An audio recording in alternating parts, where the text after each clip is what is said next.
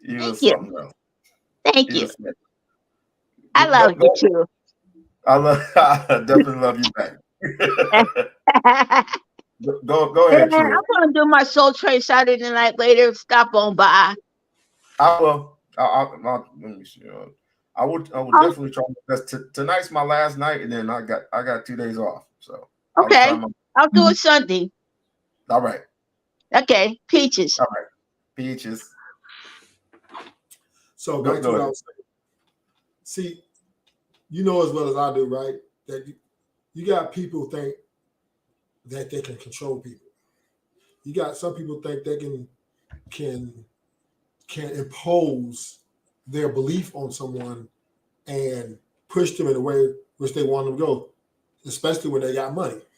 So in these panel situations, when you talk about when you pull the women up, blame the black women up, it wasn't to really, yeah, it was to hear their perspective, but he knew that they were going. He was in a disagreement with it, but he thought that he would be able to change them. He thought he'd be able to put them in a way which he think they should have went. So, which obviously is backfired. So his ego was that I can change women. Remember, you mess with me, you mess with a certain type of guy, the way he moved, women, they fall in line. Oh yeah, I'm that dude.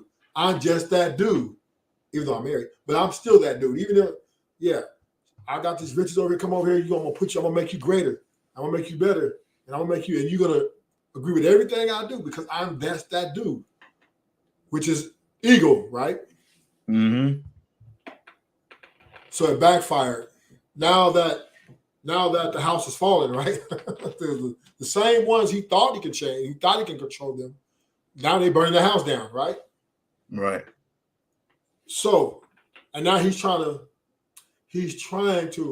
clean. He's reaching now to try to get back out the hole, right? Out, because it wasn't a good look going on there explaining yourself to these terrorists, right? Going and explaining yourself to ones who burnt your house down, because I guess you felt like some type of way about that because you did look weak. You looked at like you was defeated, right? And you were defeated because you thought because you have a godlike complex, right? And this is once again ego. Have a godlike complex that you thought you can do what no man has done before, and that was to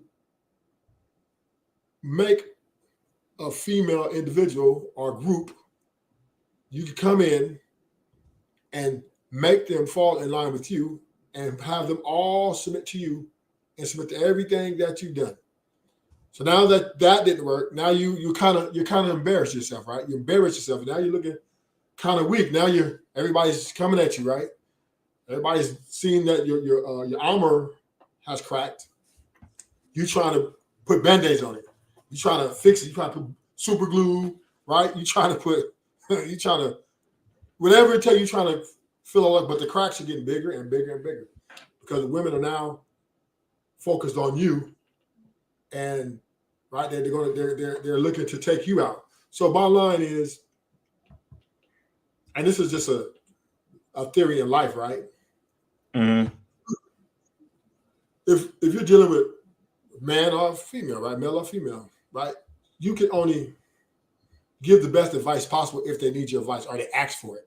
You can't make someone do or go against what they truly believe. And if they Right. truly believe a certain type of way, right, and they standing on that, then right, you can only just say, well, look, I gave you the information, I gave you I felt was a better way for success, et cetera, et cetera. Then you would have been looking good right now. But because ego got in the way, you start disrespecting them because you thought that what you could do, now you want to cuss them out on the panel, or you this, you da da da. You're losing. How you said because you are being embarrassed, you use to try to shame the ones that you try to shame the ones on the panel, so to make yourself look good. So at the end of the day, you can't control nobody, man. You can't make people believe in a line with the way you want to be guided. There were people who will align with you, yeah, but you can't impose it. When it comes to Lapeef, let's just say, for example, if you as a person who owns Lapeef, pretty much, let's just say that, because he does own Lapeef. If you didn't want women up there in the first place, why put them up there? Like I said before. But then you start hearing other people's perspectives, and then it goes, okay, let's see how this goes. But then it becomes, if they did not go upon your perspective of how you think and how you are, then of course you're gonna have pushback. But this guy had smoke. Yeah. This dude had a lot of fucking smoke. And I'm like, for what? You know what that comes from? I'm here. I'm listening. That comes from being deceived. And this has happened since the beginning of time, right? Yeah. A lot of men, right, think that women are virtuous and that they're only acting in such a way because they don't have proper guidance, which takes the onus of them for accepting responsibility for their behaviors. And a man like that stature, right, he thinks this is what he truly believes, right, because he has a wife, right, and their relationship is, for as we know, is going okay. And like he's blanketing that on all women. And this is the problem with, right, America, right, because of the white men, the Asians, right, they all like have given in to women because they felt that women were righteous, and that they cannot do no wrong, right? We protected them all these years. But when that was happening, right, the women, what they were doing was studying and preparing. Because remember, a woman is just like us in nature, right? They always desired to have what we had. They never really spoke about it, right? Be powerful, be able to conquer, right? It's desirable from the outside looking in. And they always wanted, like, man, I would like to rule. I would like to have that power. Then finally, when America was formed, right? They start getting in the men's ears. Oh yeah, whoa, manipulating. And because we were blinded by what we thought was virtuous, but really was an act of survival and a move of position, that, oh yeah, we're gonna give you the feminism, right? We're gonna give you the Me Too. Yeah, equality. Yeah, we're gonna give you all this. Thinking that they will not abuse it, thinking that they just want a little bit of this, a little bit of that, not knowing that some of these women, and I'm not saying all, right, that some of these women are going to take full advantage of this, which today they are. And then you got an ego-driven individual like Anton, who's been deceived that these are just good women. They just need direction. I'm going to make them align with me because look at me. I'm married. I have a kid. You need to align with me, and I'm going to teach you the better way. But not understanding they're not going to give that power up that you try to take away. No, why? Why would you want to do that? Exactly. Why would you want to do that? I mean, exactly. I know when it comes to divide and conquer, but this is more division more than anything in the world. Like, what the?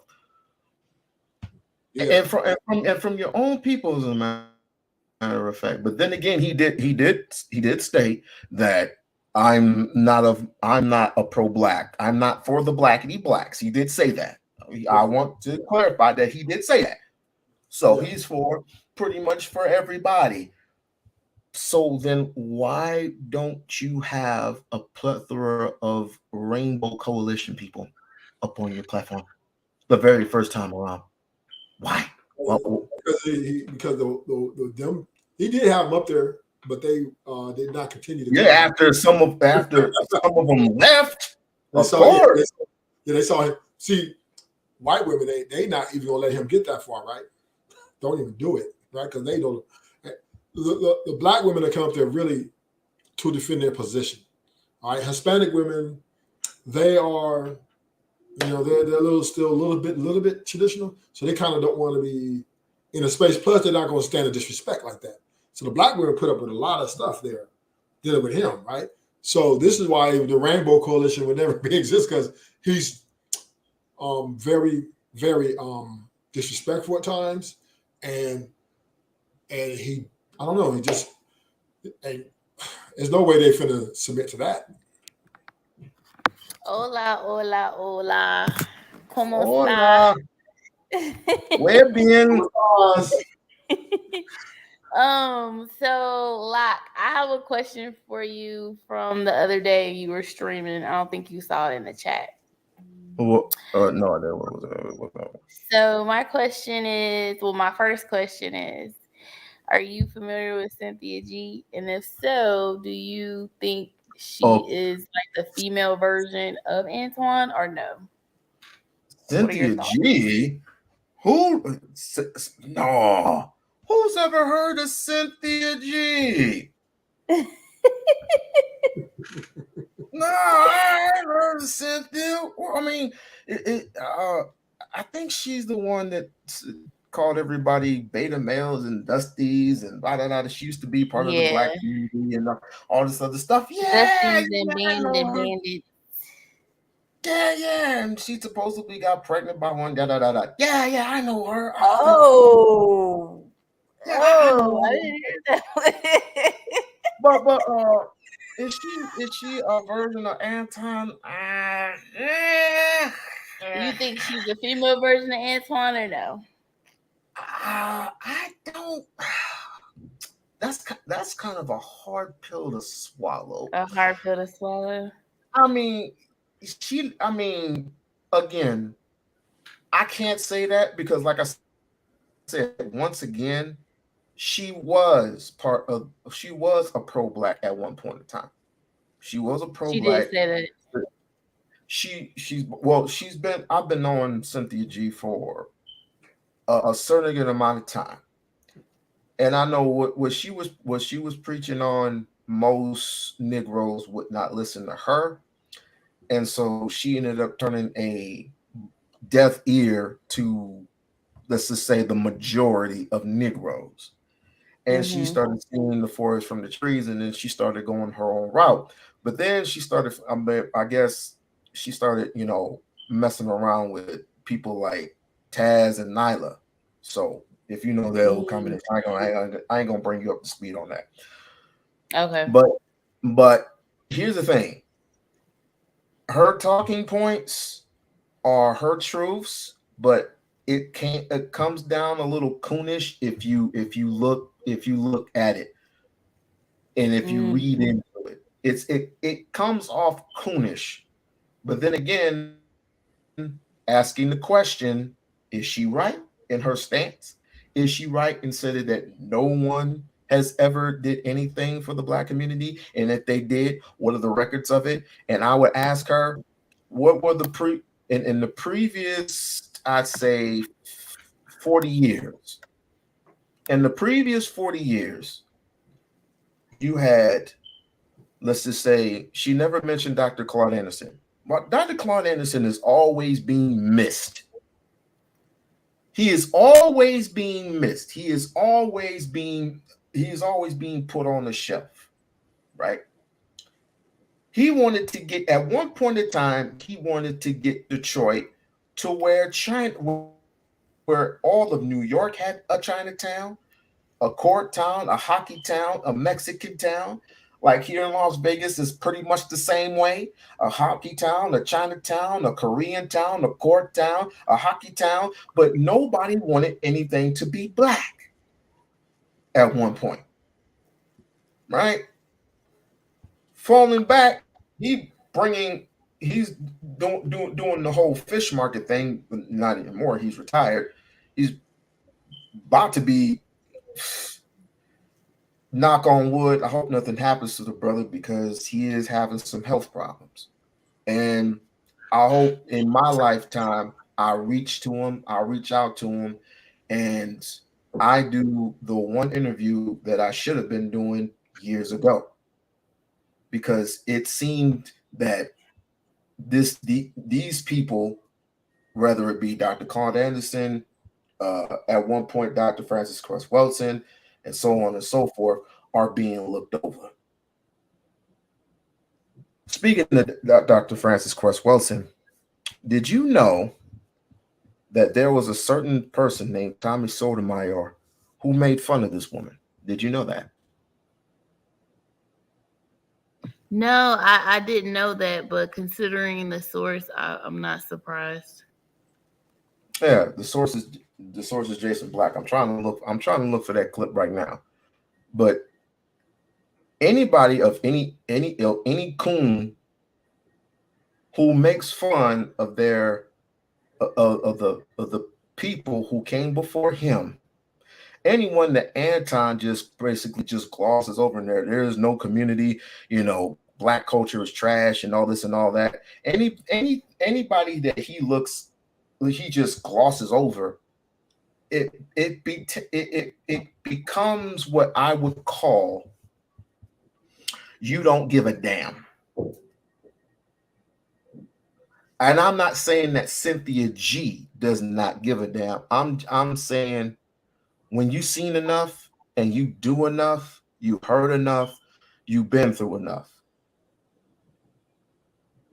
But it's going to take a lot of convincing, because people, believe it or not, people still support, like, shouts out to the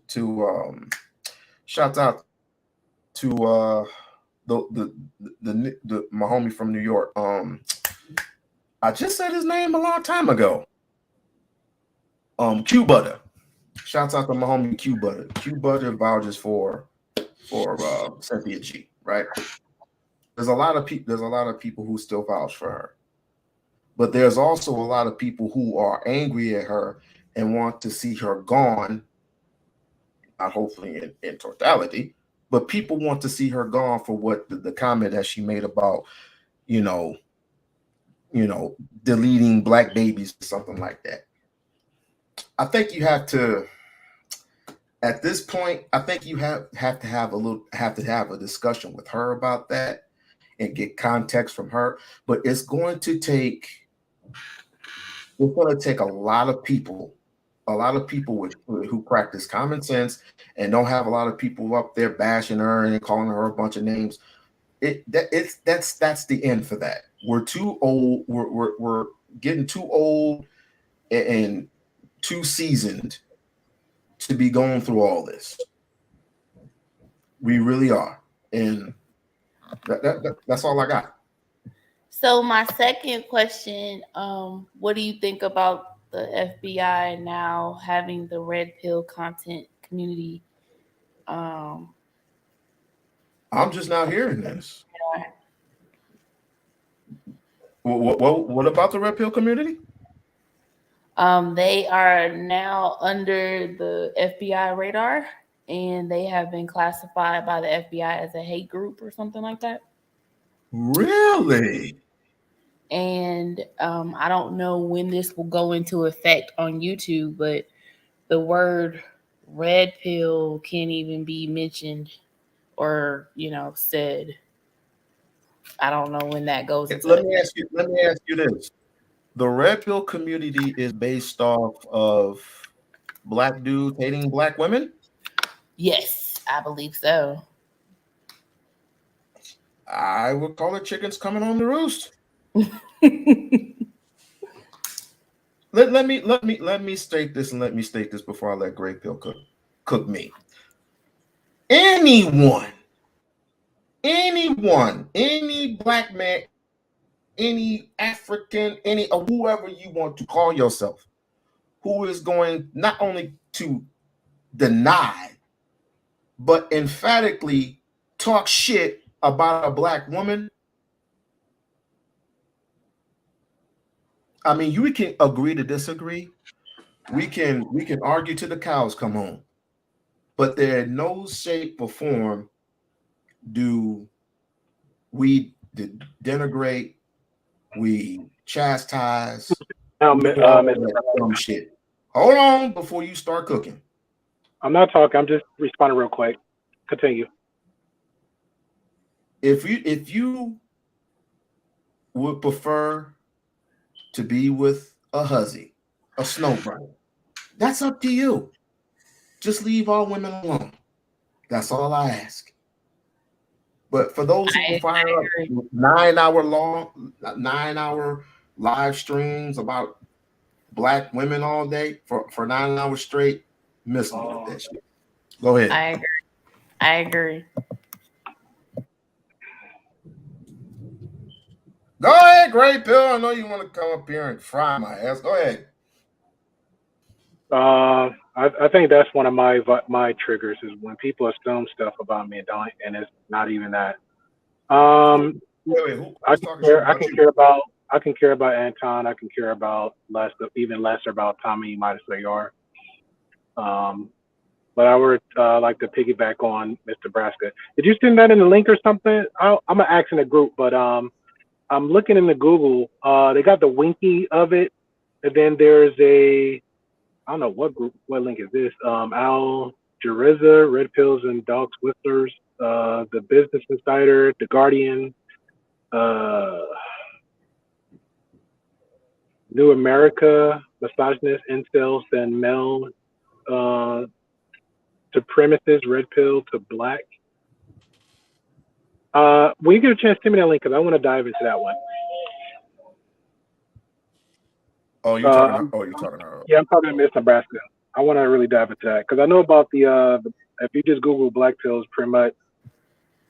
Yeah, if I come across it again, I will definitely send it to you. Yeah, if you put in a group, I don't mind. If you already put in a group, I'll scroll and look for it. But definitely, if you come across again, please send it my way. That's crazy. I mean, I'm not shocked, but that's crazy.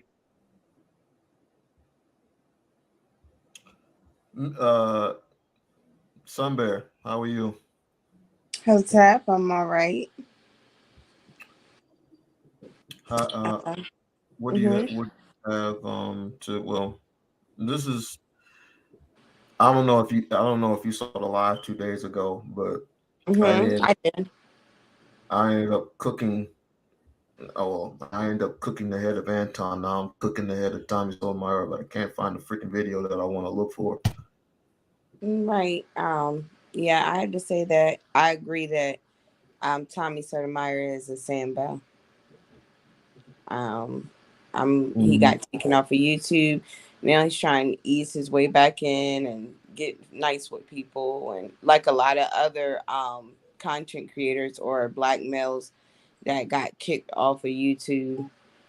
So I haven't heard anything intense here lately, but because I haven't been looking, but like before, some of the stuff that I seen out of him, it was extremely disrespectful, vulgar, out of order. And I really refuse, because at first, like when you start watching this stuff, you like ha ha ha, you laughing and stuff, but then once it's a big letdown. It's his material, and it's disturbing. It's disturbing, inappropriate, and it's a bad representation for black men. Not saying he's representing black men, but I just figured I'd say that too, because if anybody can't see that, he's very toxic in the black community. Well, he was until people started ignoring him, and now he's trying to ease his way back on. And then a couple people was going to fight him. But I see he's trying to ease his way back and make his little angry comments. So he seems like he's like really mad at black women. But the funny part was that I think he really he still messes with black women, because there was a couple testimonies, like for as much as he talks about them, like that's maybe mainly who he messing with. But I'm not sure, because there was a few black women that came up. One was his host before, and then another black woman came up and said she was like seeing him or whatever. So as much as he talks about black women, it's like he's still like, I don't know if he dates some or what he does with them, but he's still associated with them behind the scenes. he pays for pussy. Let's just put it that way. Let's just We have time. know what it is. Everybody forget about the twerk girl from I think 10 years ago. The one that was twerking in the grocery stores and everywhere else. I think you forgot about them, but he basically pays for pussy online, but and he emphatically and admitted it on Fresh and Fit's network. Yeah. He was with both. He was with the black girl and the white girl, but allegedly he paid for white pussy and didn't even bother to pay the black girl. He didn't want anything to do with her. So that's how that whole fight started. But go ahead. Wow. That's how it started. I think she said once she got there, I'm not sure. I knew she had a lifestyle to where they kind of maybe like sex workers. But I think once she got there, she said, like I used the word before, she was like highly disappointed at the level of what he was providing. As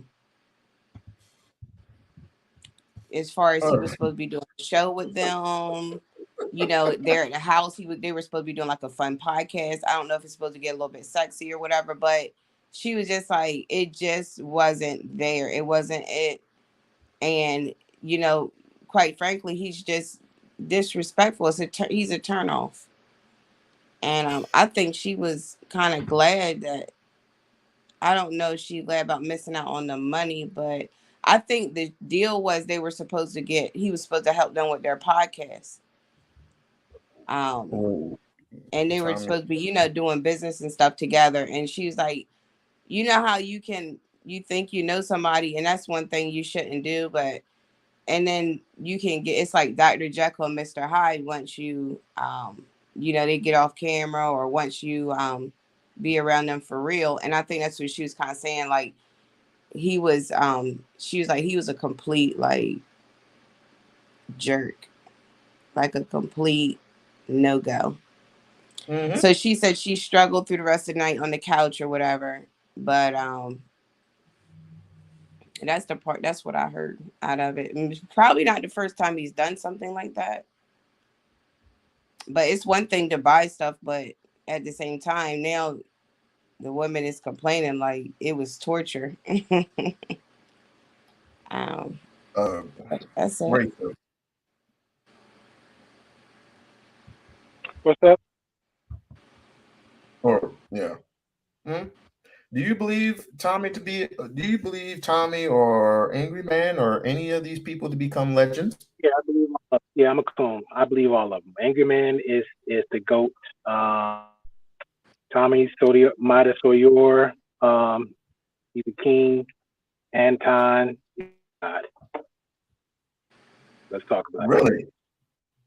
Yeah, I believe all of them. Everything they say is 100% fact. Cool. Can you give more context?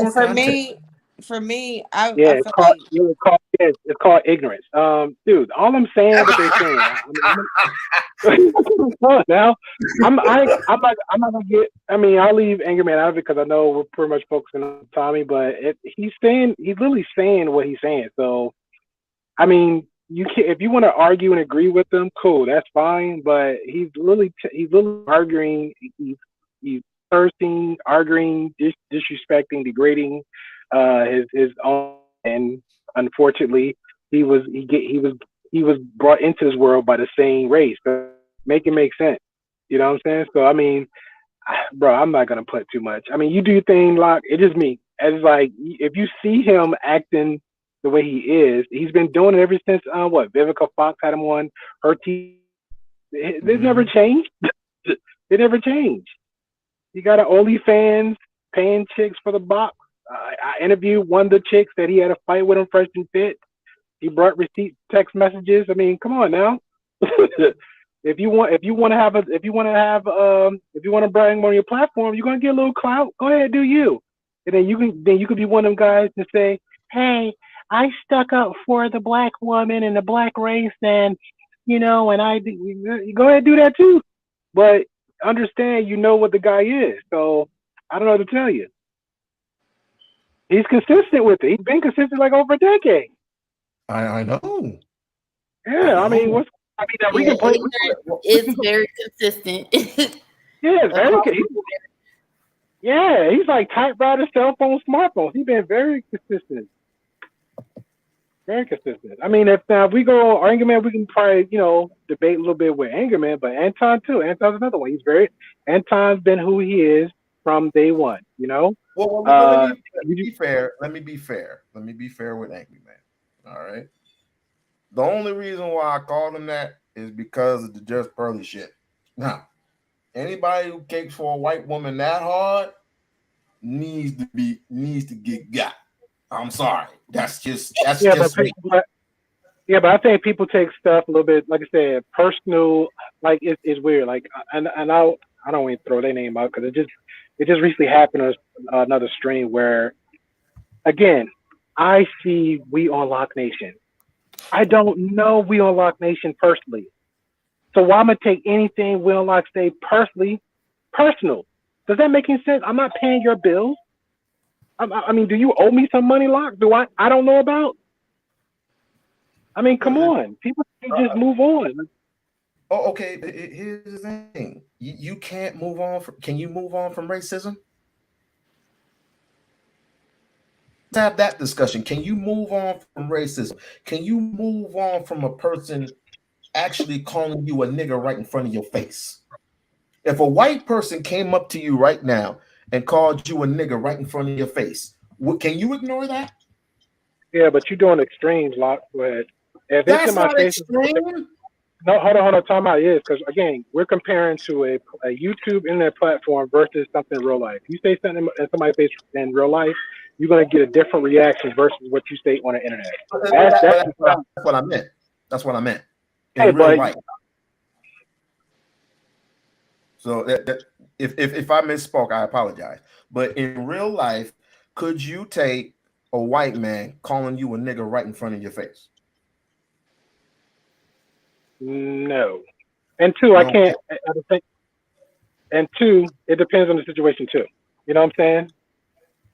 Right, because you're not going to be in my face before you get to my face. It's not going to be. I have no reason. Exactly. That's what I'm saying. Now I understand an emergency situation. Okay, we're going to have to do what we got to do. But in general, it doesn't matter whether you're white or whether you're black. The conversation is over. Or the high and by is what it's going to be. I'm not getting ready to allow you to get in my face to even say something like that. People take it gets, like I said, I remember this kid right now. I'm throwing race out of it, for example. I will use I'm not gonna say tone it down, but because it's not another extreme, but it's something where people instantly react to, like spitting into my face, right? That's instantly. So if I say to the chat, everybody's in the chat, and if another man or another woman spit in your face, would you just walk away from it? You know what I'm saying? Instantly, automatic, everybody would say no, right?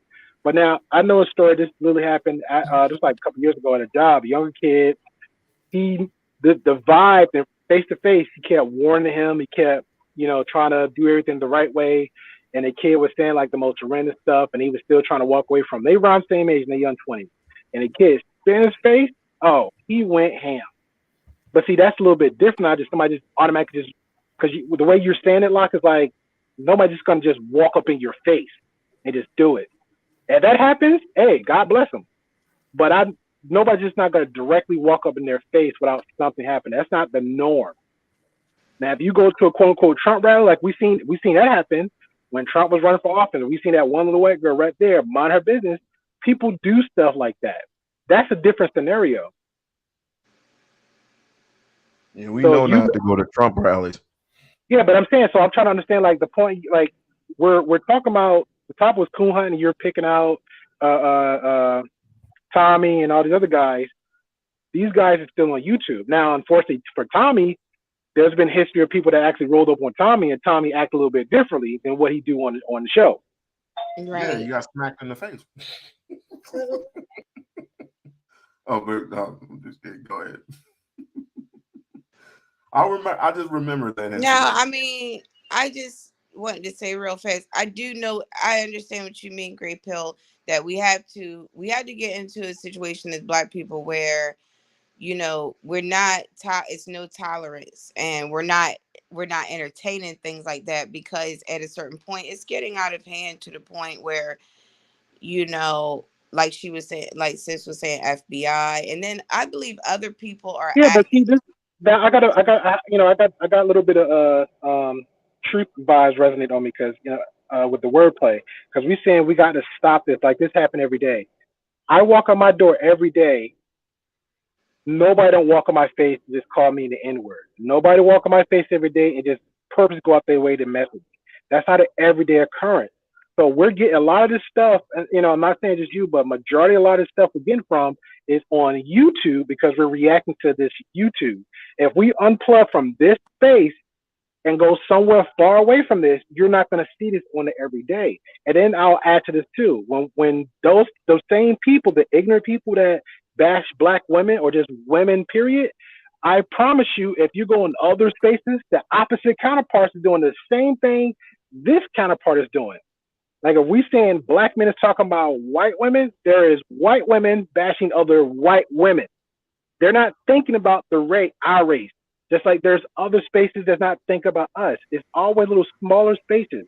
Angry Man, Tommy, somebody, whatever, 0.001%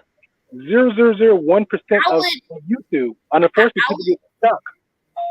I would like for you to send me links of those, because I haven't been coming across any white YouTube spaces where they're like, white women are trash, white women are this, white women, like I haven't came across those spaces. So if you happen to come across those, like send those to me so I can check those out myself.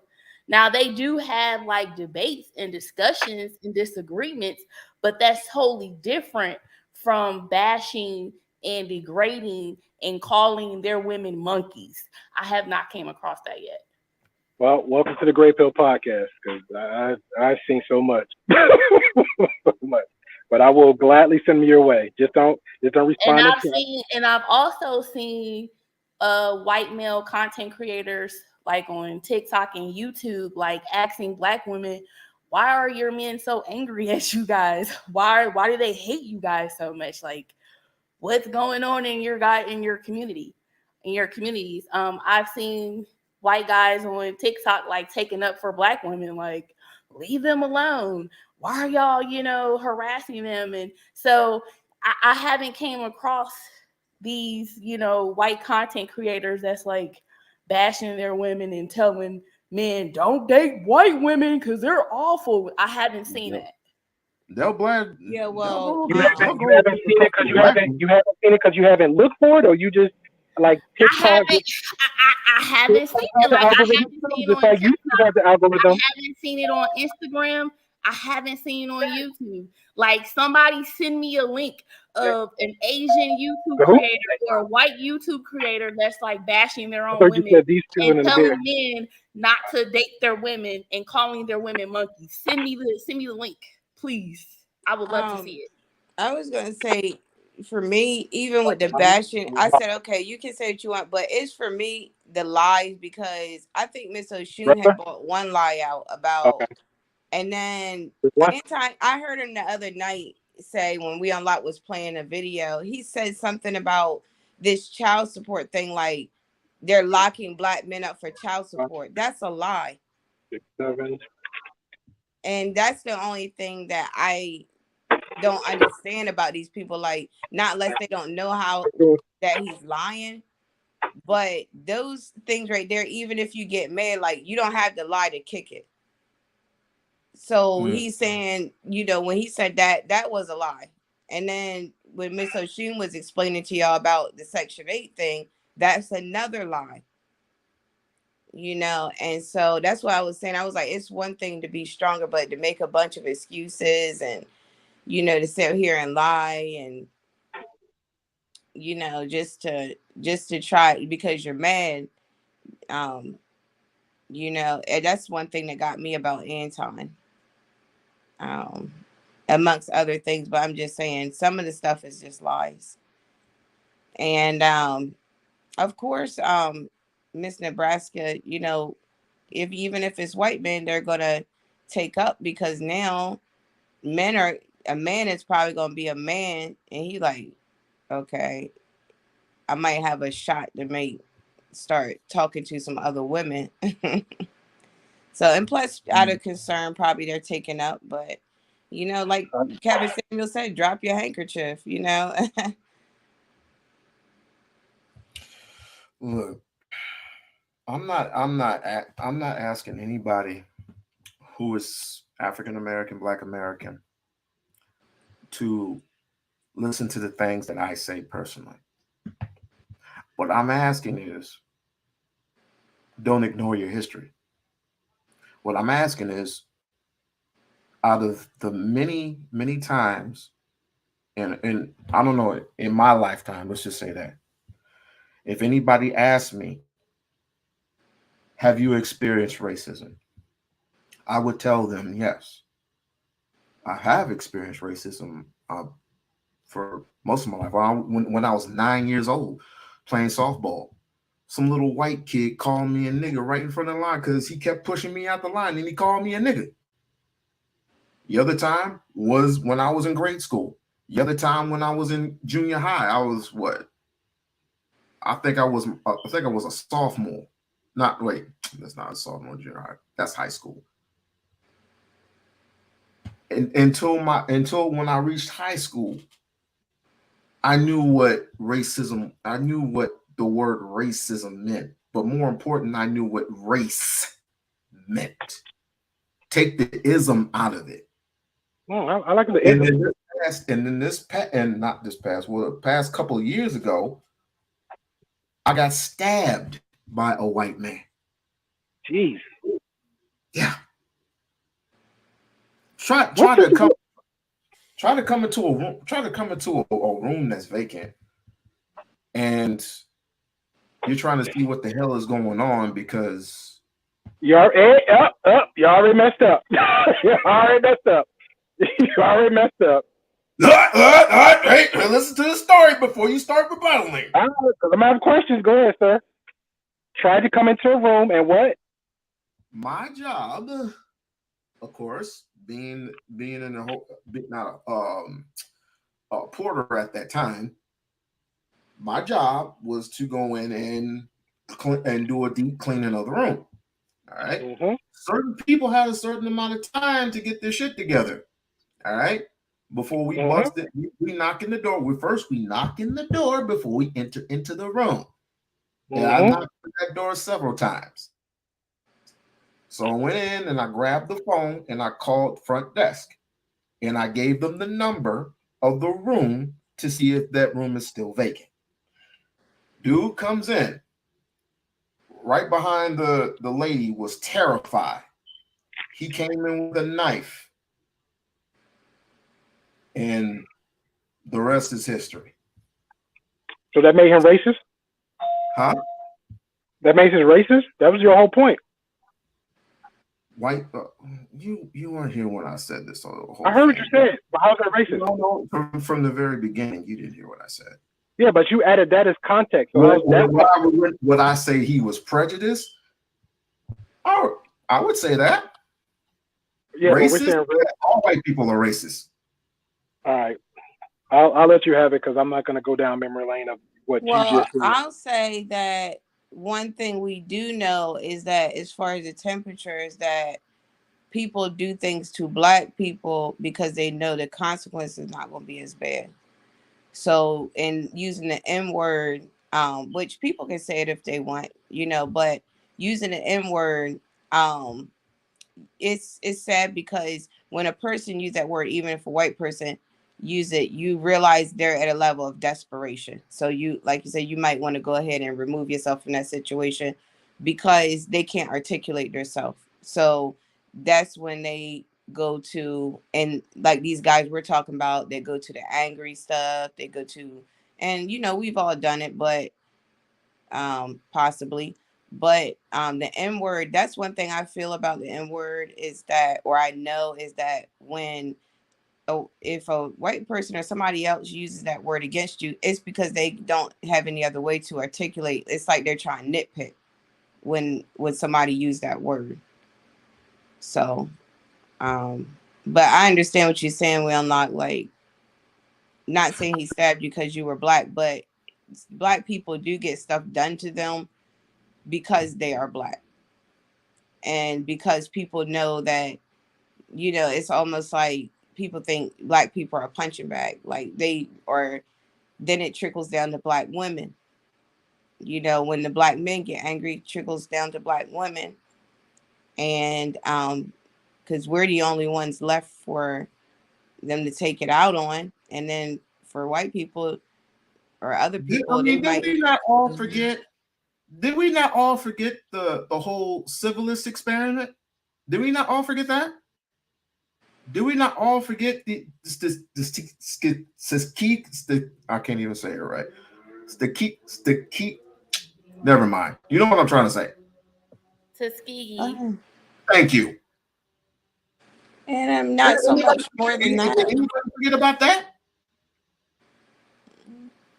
Did anybody forget the whole Ebola experiment? The whole Ebola experiment. The guy from Dallas, Texas, getting Ebola, and 2 days later his body was liquefied.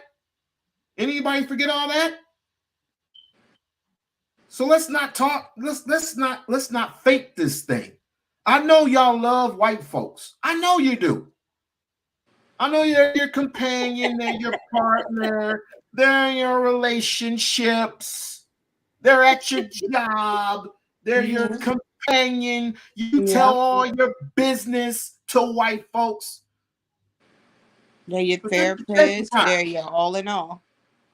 This is shaking time. They're your teacher, they're your lawyer, they're your doctor. Thank you. But but I am not naive. They're their gods. Wait. Say that again. I said some of them, they're their gods. Mm-hmm. That's right. Whoa! We got us here a winner, ladies and gentlemen. Yep, sure do. We got us here a winner. But you know what? How he can you gets it? It was children brought up that way. Versus the people who don't get it and who don't want to get it. Great, I don't see how you don't get it. I don't see how truth don't get it. But y'all gonna change. Y'all gonna change. Well, I don't know truth, but you gonna change your mind, Great Pill. You gonna change your mind about a lot of things coming soon. Coming soon. Because just because you don't see racism doesn't mean it's not there. But I've never seen it. He said that. He said that now when he gets out nobody's because the man's stuttering. So what you just say, sir? No, but you were in and out. What'd you say? No, because it was too much talking at the same time. So you were stuttering, and my response before you start stuttering was, how do you know that I don't see racism? Because I just get one of those vibes from you. I might be wrong, but maybe you're not built like me. Maybe you're not. You know what I'm hearing right now thus far? Just say you hate white people, bro. Just keep it above. I don't like white people. I don't like white people. Just like other, because you on that whole Pan-Africanism and Pan-Africanism. I'm not supposed to hate white folks. I'm not supposed to hate anybody, period. I'm about my people. Period. But I just don't. You just made a claim about maybe we're built different. Maybe we are. I don't know about the building part, but you just made a claim about me, sir. So how do you know I don't see racism? Like, let's get to that. Said I might be. That's great. But you made a claim before. Now you're making a 50-50 claim. So how do your 50-50 of your might and maybe? What's the maybe part? I don't do all that. You come straight with it. Now here's the problem. When people starting conversations, and then when people try to challenge it, now we back and bob and weave a little bit. So I don't believe. You know what? The time for all that is gone, dude. From the past content, content lives, when all these people were coming along talking all that logic shit, all that went out the window when you were bashing black women. All that went out the window when you said not you, but when people kept coming up, and who are you and me, saying that black culture is trash, and people who come up there and defend it, they tolerate the bullshit. They tolerate the bullshit. So what did they do? They get on and on and on and on. And we're trying to be logical. We're trying to be reasonable. We're trying to actually cultivate our words in the most positive type of a way. But that day is over. It's over, dude. It's over. You know why? Because they don't believe us. They don't respect us. They never respected us. But you're gonna respect a white woman that don't even know our history? Come on, Great Pill Dog. Come on. Well, I have something I want to say, because you see a noose is hanging around my neck. You gonna question the guy in front of me? Why do you have a noose hanging around his neck? I expect you to pick up a weapon and back this motherfucker upside the head. You don't have to be me. You don't have to be me. But I expect for a person that is in lockstep with me at least 90% of the time. Because we're at the end of the day, we're all going to suffer. Each and every single one of us is going to suffer, all because we let some motherfucker come in there and infiltrate. Each and every single time. In past tense, we let people come in there and talk about our history as if they know our history. But we don't want to study our history. It's happened every single day of our lives. Each and every single day. And we got to discuss what is so glorious about our culture? So we don't read, we don't think, we don't folk, but we're gonna get along with people who don't look like us on a regular basis. I have a problem with, even if it's Lapeef, if it's Lapeef, or it's some other panel other than Cruise Season. If it's Lapeef, or if it's the Manosphere, or any of these so-called contests. Now, granted, there are those who are rising up and they're seeing the forest from the trees because they're seeing the bullshit that Anton is displaying each and every single day that he goes on live. But we need more than that. But more importantly, I love the people who actually put in the work. And I'm not going to mention any names because you don't like those names. I'm not saying you. But a lot of people, if I mention this person's name, y'all going to go, oh boy, here we go with this again. Oh, so where is it? Where is it? When is he going to come out with it? Blah, blah, blah, blah, blah. So I'm not going to say that name. However, I am going to say this. When and whenever he does come out with his project, wink, wink, there's going to be a lot of people who's going to be separated. A lot of people. And it's going to be from our community. So I'm not begging. I'm asking you. I'm asking you.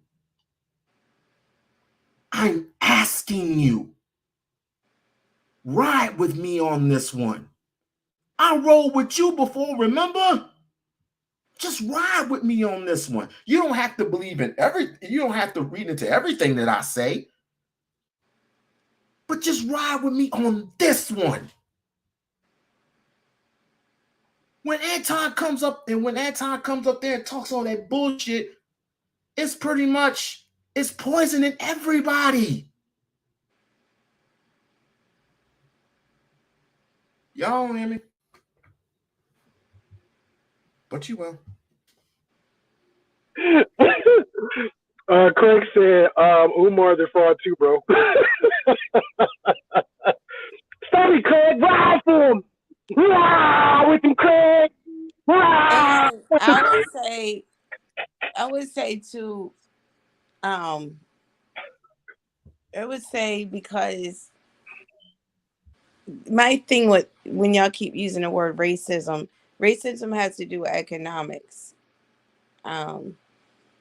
And it's, and what they did to us was a lot more heavier probably than racism. That's just pure hatred. It's probably other words, when they had did what they did, it was like the carnage, like you said, the hanging people. And then you had Black people like, oh, what we got here, boss, and helping them and stuff like that. So I get it, but racism had to do with economics. So of course. Yeah, but you're doing good, We Unlock, because only one person can do, and that's one thing about our culture too. It's like, we have to learn how to pass the baton. We had to learn how to work together, work with each other, in which we do in some cases. But I'm talking about like some of the people you're talking about now, because it's always the head Negro in charge. It's always one trying to get off the plantation before everybody else, like you said, trying to gatekeep and keeping information away from each other and not showing each other how. Just like what Great Pill, when he said nobody bothers him when he goes out. Okay, so we just asked him, so what are you doing one day? Or how do you carry yourself in certain situations? You asked them. So we just had to protect ourselves and also protect our ears. But you know what? I understand what you're saying, because you're saying that that content along with other content shouldn't be allowed, because the way that he's talking about women, it's like at this point, it's like it's almost to like they want to step to a woman, and it's just not attractive, and it's not a good representation for Black men. And then other people seem to think so because they're about to get booted off the internet anyway. So yeah, they're about to boot it. You know what I mean? And also, or he likes to take control of the narrative, and that's another thing.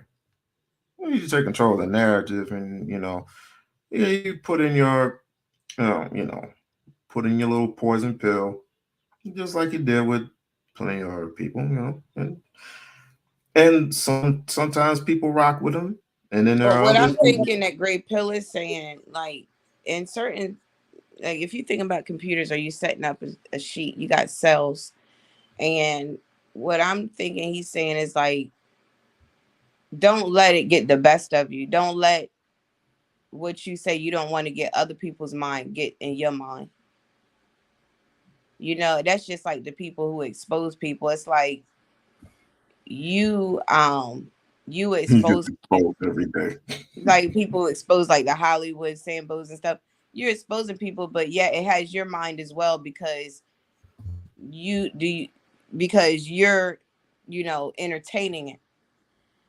So I don't want to, but not saying you're I'm just saying like I know you're doing it because you probably want them put off of YouTube. No, that ain't gonna happen. That ain't gonna happen. Don't get You know why? You know why? You want us to crack them upside the head if we see them hanging people. Now, which one is it? That's why I said we need. No. To kick them off of YouTube is gonna take a lot of convincing. What you doing? It ain't gonna happen. They made it. But again, it's gonna take a lot of convincing. The white man has made the choice for us. They're going to remove them from YouTube, so you don't have to worry about even kicking them off at this point. Now, a couple extra complaints can probably help do it faster, but he's going to end up getting removed. Yeah, because he's gonna remove himself. and because no people are gonna be removed because he's not because once he talks entirely too much, then when other people get tired of hearing him, then he'll end up getting removed. And you can see he's not mainstream. That's one thing right there. Like how long you Hey, gotta be on Craig. YouTube before you go on mainstream. My cousin's an actress. She was on YouTube doing little videos with this guy or whatever. Some people she had, met, but of course she still is a college graduate. But now she's an actress. It's like Anton and all these other people. They have went no further than YouTube. You know why? Because nobody wants to hear it. So Craig, you love white folks. Stop, friend. Stop the cap. You love white folks. You love working for them. You love kissing their ass every day. Well, we have to. That's why I said we have to get. If we don't have any other, let's be real. We talking about putting food on the table. We're talking about providing. We're talking about what our men can do for us. At this point, until we start creating jobs and owning businesses, that's what we're going to be doing. I watched my dad. My dad, he was going to do architectural work until he went legally blind, but now he can see again. But what I'm saying is that until we build things, because I watch my parents and different people, black people, build things. So hey, Mr. Nebraska, didn't you, correct me if I'm wrong, didn't you tell me a long time ago that you had like some type of business going on or something? No, I was sharing with you that I have a cousin that just bought a bank in A bank, Idaho. right? Yeah. All right. Well, okay. because right now you know, and that's good. And like you said, if we had some cash on us, we could go ahead and start up a credit union, with $250,000. But so can you tell us some more about the bank, or are you waiting for the details, or how is that gonna? Yeah, they just purchased it. So as soon as she sends out her and her business partner send out more details, I will definitely keep you guys posted. And we should be supporting that. We should definitely be supporting that. Just Yeah, like because it's the first black bank in Idaho. in Idaho. So it's the first black bank in Idaho. Okay. And then there's One United, right? And then I think there's another one. Someone told me there was another one. So we got possibly three possible three. I'm sorry. It's Utah, not Idaho. Well, whatever. So we got three black banks. Okay, cool. Possibly three black banks, and we can build off that. Correct. So going on to if we can build on the black banks and we can establish that, then we can establish some other things along the way, right? Because with money comes building of other facilities. Okay, that's the type of talk that I would like to have. But my point is, when you constantly have this talk of there is no. Oh, and I'm sorry to interrupt you, but if you guys are more than welcome to Google it. Unlike some content creators, I don't sit up on people panels and lie about stuff. So No, I don't think you're lying. I don't think you're lying. No, not saying you guys were thinking. I'm just saying in general, people are more than welcome to Google it. United Bank is United Bank of Texas, based off of Houston. Either way, but it's like I was saying. If we constantly keep hearing that there is no black community and what are we going to do with what is the black culture done specifically, and you don't listen to reason, this is where I have an issue, because other people hear that again. Excuse me. Other people hear that and they go straight directly with it. I mean, just straight one way. ain't no questioning, ain't no logical sense of it. It's like, okay, where you hearing all this, or can you prove this information? Da da da da da da da.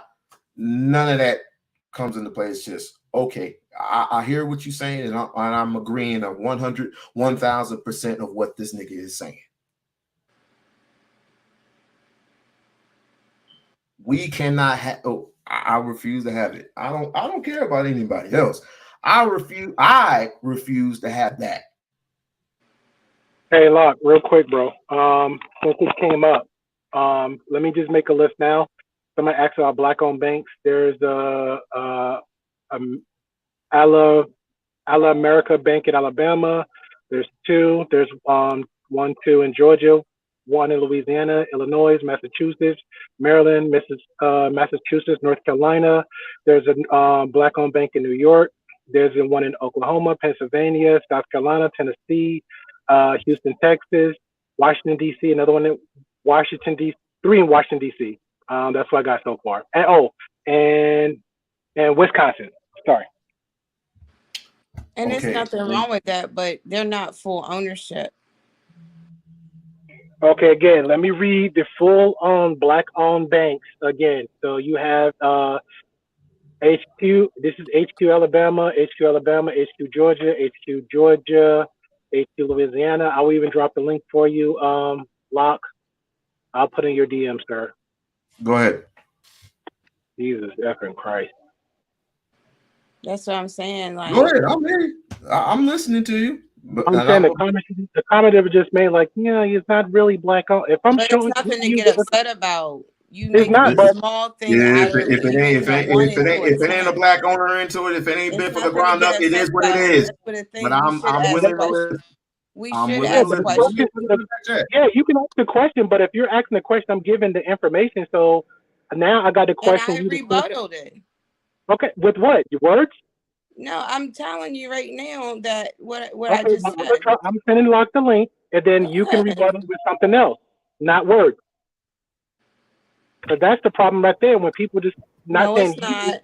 when people generally just say stuff, just be saying stuff without no facts, that becomes problematic. Not a problem. It's a small thing, and we should ask more questions because we got Yeah, a lot of you asked the scammers in our question. Here's the community. answer. So I just gave an answer. We'll focus on that. There's the answer.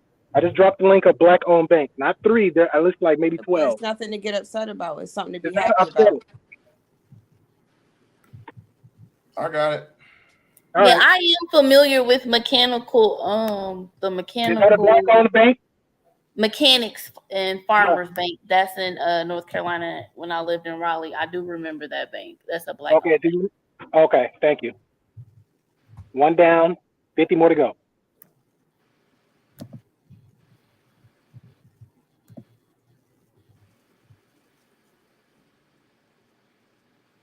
One, 2, 3, 4, 5, 6. Okay, I'll check this out. I will definitely check this out, and we can talk about it. But we gonna be looking through this with a fine-tooth comb. It is what it is. Now, with this, since you want to do your research so much, why don't you research some of these mom and pop stores? As a matter of fact, why don't you look up some grocery stores? Yeah, some actual black-owned grocery stores. You can start in Atlanta because I forgot the name of the guy. He's a rapper, but he's also a self-proclaimed activist. He did a stream on, huh? Killer Mike. Yeah, Killer Mike. Thank you. He's the one that actually did something on Netflix was showing a lot of the black-owned stuff because he was trying to focus on just being pro-black. I'm here in Atlanta. I know Killer Mike opened up like a fried fish joint, but Civic Trust Bank is black owned. Go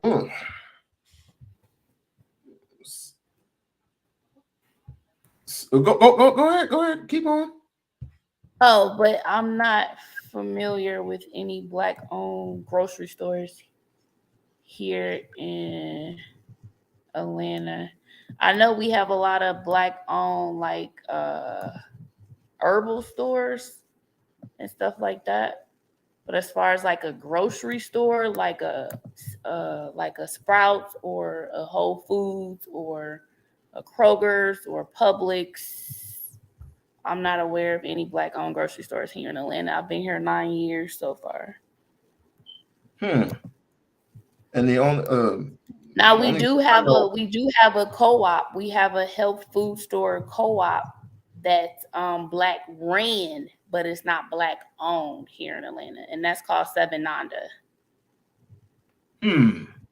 Interesting. One of these what you call it? Settlements? I can't even say that freaking word. Let me see. This is not black. This is not black owned. No. Let me check the other one. What are you looking at? I think it's called Sicilian Bank. Oh. I'm looking through that. I'm just checking to make sure. But that's a lot. That's a lot for me for me to look at. I'll take a look at them because the only ones like I said that I know that Killer Mike has done was what did I say? One United. That's the one that I know. Well, he has I think his bank is online partnered with somebody else, but that's not an actual like federal It's just bank. like saying that LeBron James owns a school. He does not own that school. In Akron, Ohio. He does not own that school. I'm sorry for the LeBron James fans, but he does not own that school. He may put in some of his money for that school to exist, but he does not own that school. But hey, but since we're all here, why don't we play a little snippet of the rest of that video? It ain't gonna take that long. The rest of what video? Huh? Oh, the guy with the C cup. Mm-hmm. Okay. Stop it.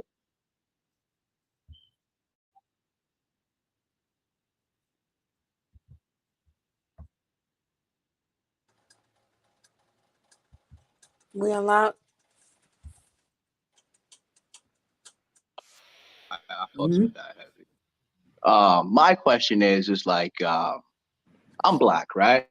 Okay. I'm a black man. I know I have a responsibility for the content. I have a responsibility for the way I move, the crowds I'm around, especially when I'm fighting on larger platforms. I have bigger audiences watching me because of influence. Okay.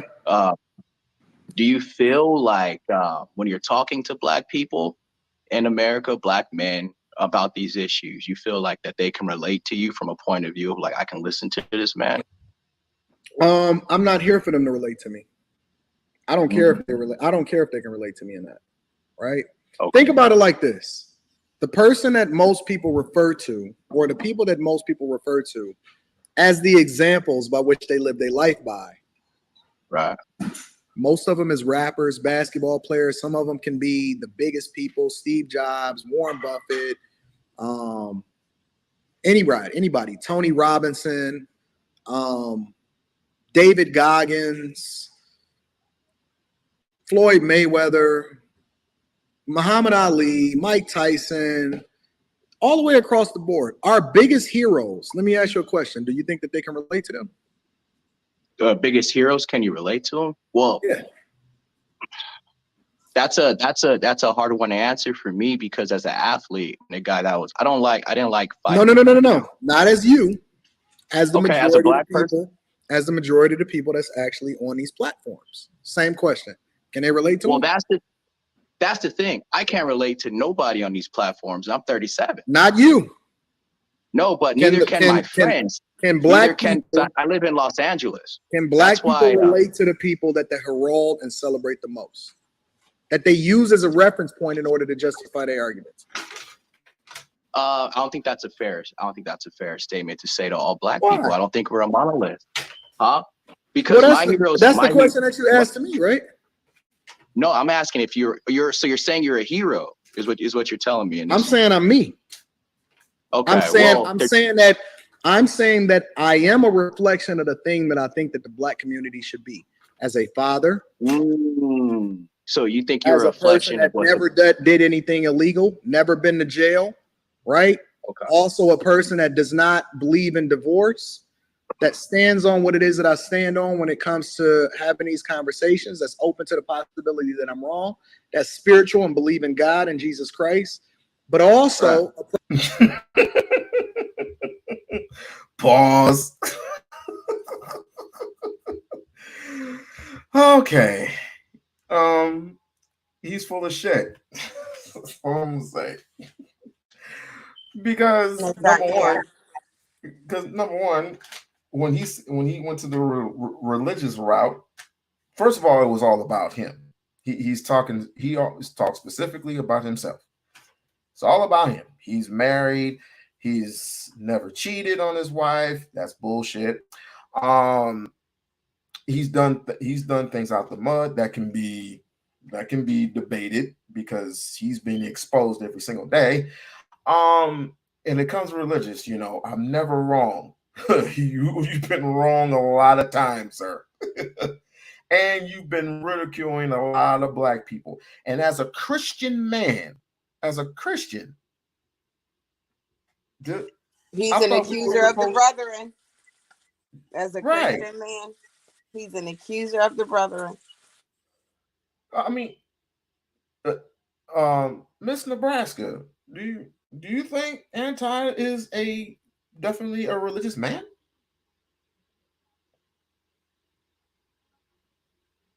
Nebraska? I don't know where she went, but when you chastise and you demonize black folks, is that the Christian way to do it? Or maybe there's something I have not overlooked that says that Christians are supposed to act this way. Maybe I overlooked that. I don't know. But if that has to do with being a Christian man, then I don't want nothing to do with religion at all. If that's the case, I'm just making a statement. Just making a statement. I forgot how to do this. Let's continue with the fuckery, shall we? That is philanthropy. I actually give back to my communities, and I'm a mentor for a lot of young guys. I don't see where that's an issue for anybody. Well, I think the issue for me and like the people, like I said, I'm in Los Angeles, man. I'm in the media here, but more journalism. This is the first time I'm stepping out forefront because usually I just get paid to sock people in the head. But what I'm saying is, man, I've been researching these issues for about probably 6 months now, and your name popped up. And when it comes to foundational Black America, I feel like the messages were being put out by people like you are the same are the ones that you guys are talking shit about. The rappers, the people in like the what? Give me an media. example. Give me an example. Okay, perfect example. I'm from a place called Guyana, where we believe that everybody gets a cup, the land of many waters. A big thing we have there is judgment is for God, and mind your own fucking business, right? I can attend that. Where's that located at? Where's that located at? South America. Okay. And there's a place where Africans were dropped off during the slave trade, and then the actual indigenous helped, and the Desis and the people who were there helped us get our freedom. And we fought off a bunch of different colonizations, different countries, Europe, France, Ireland. They all tried, they all failed. Guyana is like a very big stronghold in the West Indies. Okay. West African culture in South America. With that being said, my dad, naval officer, mom was in the military. I grew up here, all the port cities, New York, Boston, you name it. I've been around the hood, but I'm educated. My parents made sure that I had a proper education. With that being said, now I work with these nonprofits in Los Angeles, and we're looking at the pipeline on information to kids. Because I work for a company called IFMA, in which we take children. Don't say. Oh, sorry, I won't drop. I work for a company that we take kids around the world and we teach them how to fight, and we Okay. show them what the world is like. And recently, we've been talking about media, the intake of media in children, what the biggest platforms are. They're streaming. Mhm. And the reason why I said you're a big name in this, because a lot of the people I've heard say your name are children. Mhm. And then when I go to media, I have a few friends in the YouTube sphere that do what you do. It's not my will well, so I don't really judge them. They're my boys. Mhm. But yeah, their main demographic is these young Black men. Now, if you're identifying the problems inside of the Black community with like financial illiteracy, to not being able to read, all these issues that Black men go, Black people in the United States, I feel like you guys aren't doing shit but kicking them for not knowing how to do better. Well, apparently you And haven't watched my platform long enough then. Well, I watched it enough. I watched your How shit much with have just you watched pearly it? things. I watched it with just pearly things. I followed the whole manosphere from you to Chisha, all these Hold guys. on. So how long have you been following me? How long have you been watching me? About a year now, investigative. Okay, so That's why so I'm mad at Black men. I feel like you're mad at Black men and women, like a self-hatred type of thing. So Black men and Black women. Oh yeah. Do I help? Like wait. Do I help Black men and Black women? Because there's a difference between holding them accountable and actually helping them. Well, that's the thing. We talk about help, the tangibility. Are we talking about like nonprofits and giving back to communities, like actual tangibility? Because I don't know. Because But I thought do that you that myself investigated by me over running. the last year, though. Yeah, but I don't know. But somebody can say, hey, I can tell you. Any questions, people? Or shall we move forward? I thought it was interesting that he said a lot of the people that are following Anton, a lot or some could, from what he's seen, or could very possibly be younger kids. So, and then I'm like, okay, I'll just let you go ahead. And there's a crazy part. You know, the crazy part that like he told him, like, you're 100% right. He was trying to make the point, like, hey, there's younger kids, and two, with the media, there's impressionable children listening to you say stuff that either not 100% true, or you're maybe pushing or spinning a narrative, or you're trying to make a direction to favor your goals and views, right? So that's problematic for the children. But then at the same time, he says, how much of your video you watch? He's like, I watched enough. No, how long? So when I heard that, I'm like, another question comes back: how much of your content I need to digest that nasty stuff in my mouth to say, hey, I watched enough to combat you with your own words? Me and Luck had the same conversation like the other day. I was telling Luck, I think it was another woman said, oh, well, you know, I'm a baby YouTuber. Cool. But it doesn't take a genius or rocket scientist to say, hey, I'm hearing Luck and how this platform going, right? Is it enough for me? Okay, cool. I'm engaged with it. Great. Do I need to hop on a panel to go back and forth? No. Let me go ahead and look more of his content. It doesn't take a rocket scientist to do that, to get a good chunk of, is this for me or not? Because like I said, I knew of him. I've probably been in the Fight Club one twice. Haven't been in maybe an hour at best. This is not for me. So why can't nobody else say the same thing? He's actually spitting. He's very honest with his opinion of what he sees. Now he's saying he's been watching him for a year. Okay, Anton, that's how long you kind of been on, about a year and some change. Because I remember when you got your channel removed and you was on Lead Attorney begging and trying to figure out how to get it back on. I remember that. I remember when him and Junior was together, and one was, I'm gonna go my own way, and the other one's gonna go the own way, but they still part of the network. I remember all that.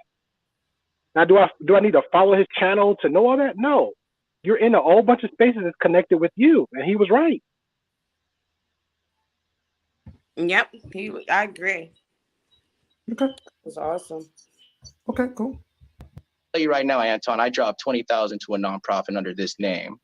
And then you can go look and see that $20,000 got dropped under that name. But you got to research to see if just based off of what it is that you see me saying on the internet, right?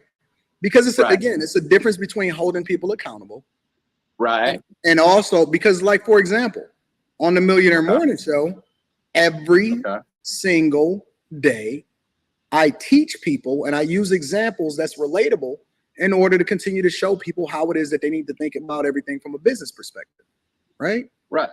Every day, Okay. Monday through Friday, Okay. at least 2 Right. hours every day, right? I pour Okay. into people. Hey, I Lord, can pay you for pause their real quick? funerals. I'm I triggered. mentor young guys from 14. Huh? Can you pause real quick? Okay, now he just said he hold people accountable, right? What happened? And this is now I'm talking to Anton if he's in the cloud, because I'm sure he's not. He don't care about the little guys like that. Anton, if you hold people accountable, what happened a couple of days ago when you literally struck Duke and Don's channel, and it wasn't even had nothing to do with your content? You were striking Pearly Things content because Duke was reacting to Pearly Things. He struck Duke's channel? Yeah, Duke did a whole stream about it. Show emails. Yeah, he did say something about some of that. Yeah, I remember that. Wow. It shows you how much of a hypocrite he is. Go figure. Go fucking figure. All right, we're gonna have to speed this up. Through 24. I give them Okay. jobs. Every last one of those dudes is making over $100,000 a year. That's I nice. give money inside That's of my good. community. Cash, not no organizations, not no profits. I've even documented it and got videos on the internet of doing that. Right? Same. More I just got honored for importantly, But don't you owe taxes in Detroit? Just saying. again, I'm married to a black woman. I'm a father Okay. of a black daughter, right? You're married to a black woman, but yet you shame black women as a whole. So therefore, you're shaming your own wife. But my thing is, I know the dudes ask him questions, but why? It's a good, like, when, I guess because, and I think NY made the comment that she had never been bashed by a black man.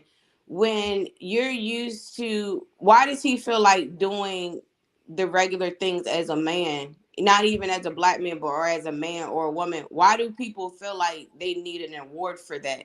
We all get up every day, brush our teeth, wash our face, take a shower, fix something to eat, get our kids ready. You know what I'm saying? And it's like, he's like, I'm married to a black woman. I'm like, okay, this is stuff regular black men do every You know day. why? Because you have insecurities that you're not really. He's showing his hand without even telling.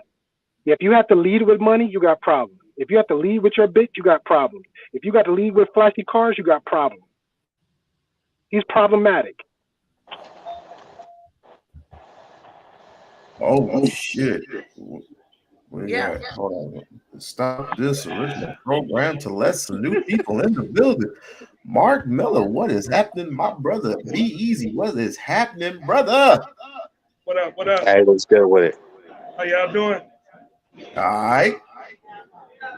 Ooh, I'm on my way. I'm on my way home. I'm on my way home from work, man. Yeah, I all just right, want to say, Okay. Well, what do you think about, what did you have a comment on anything you had said or something? yeah, I did. Yeah, I did have a it's just in 2023, it's just disappointing for us as black people to still be imitating European culture and way of life. I don't think that black banks and money is our issue. Right. You know what I'm saying? I mean, if you look at their system, their whole system was set up so we can become an imitation of them. Right. You know what I'm saying? So we speak the English language, we participate in capitalism, our community is a mess, our family is a mess. All this is comes from us losing our culture and way of life.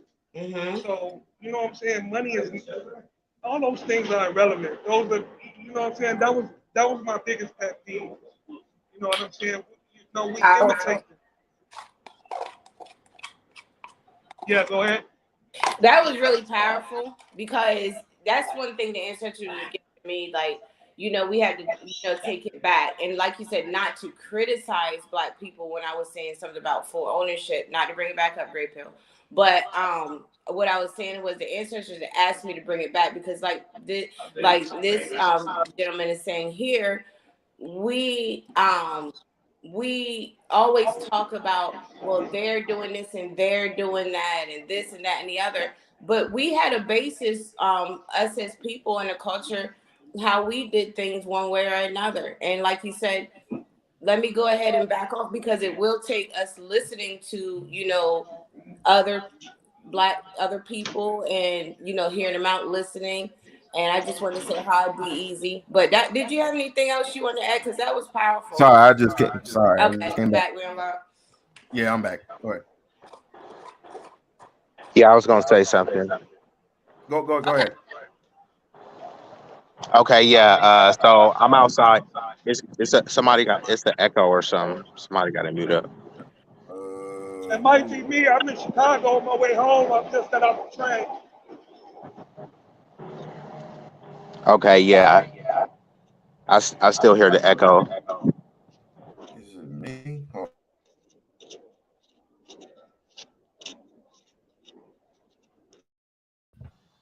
But yeah, All I right, just B, want to go say ahead. this.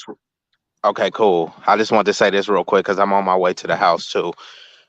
Since these, whatever you want to, whatever label you want to call them, Sambos, Coons, whatever. Once they do this, they like to compare us to other groups. So, okay, cool. Let's go with that.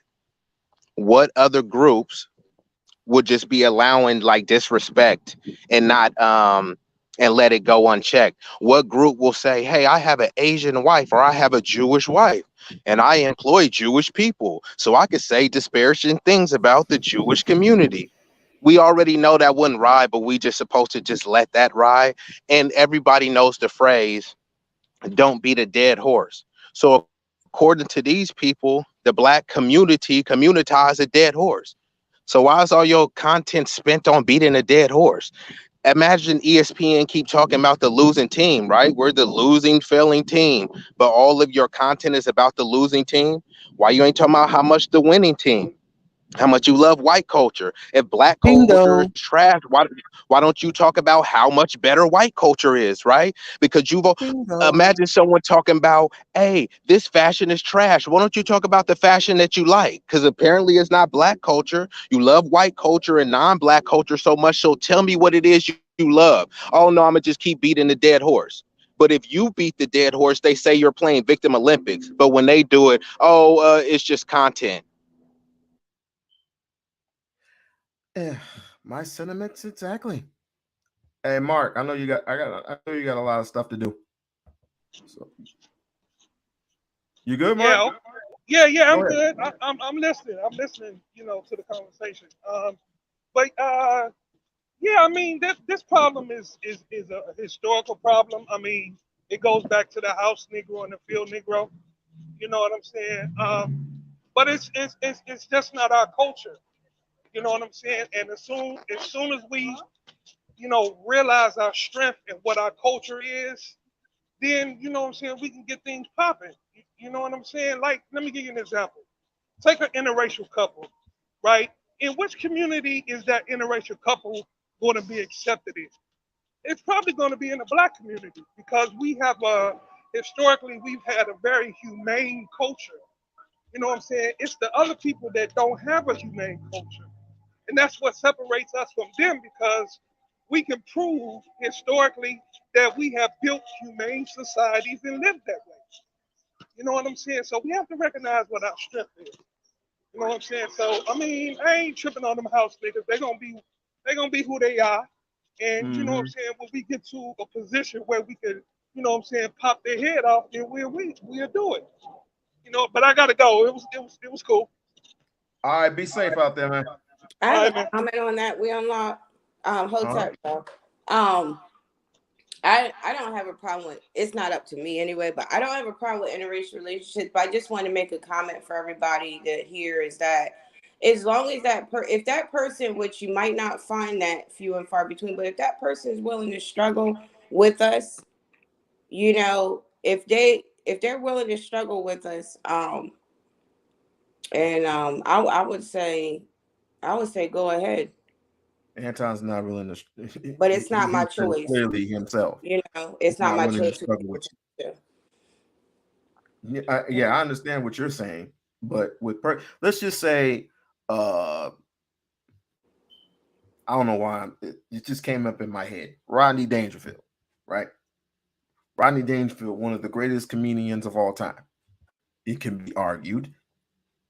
But what if he said that I'm not building with people like the ones that came after him, the George Carlins of the world, you know, the Sam Kinnisons of the world, right? What if he said he wasn't building with them? None of them would make it today, right?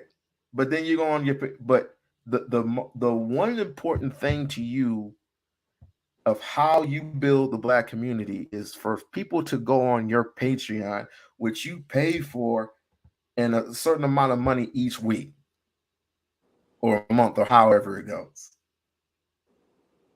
Meanwhile, I'm building stuff and giving you the information for free, because most of us of our young kids truly need the information, or the resources, whatever the resources may be.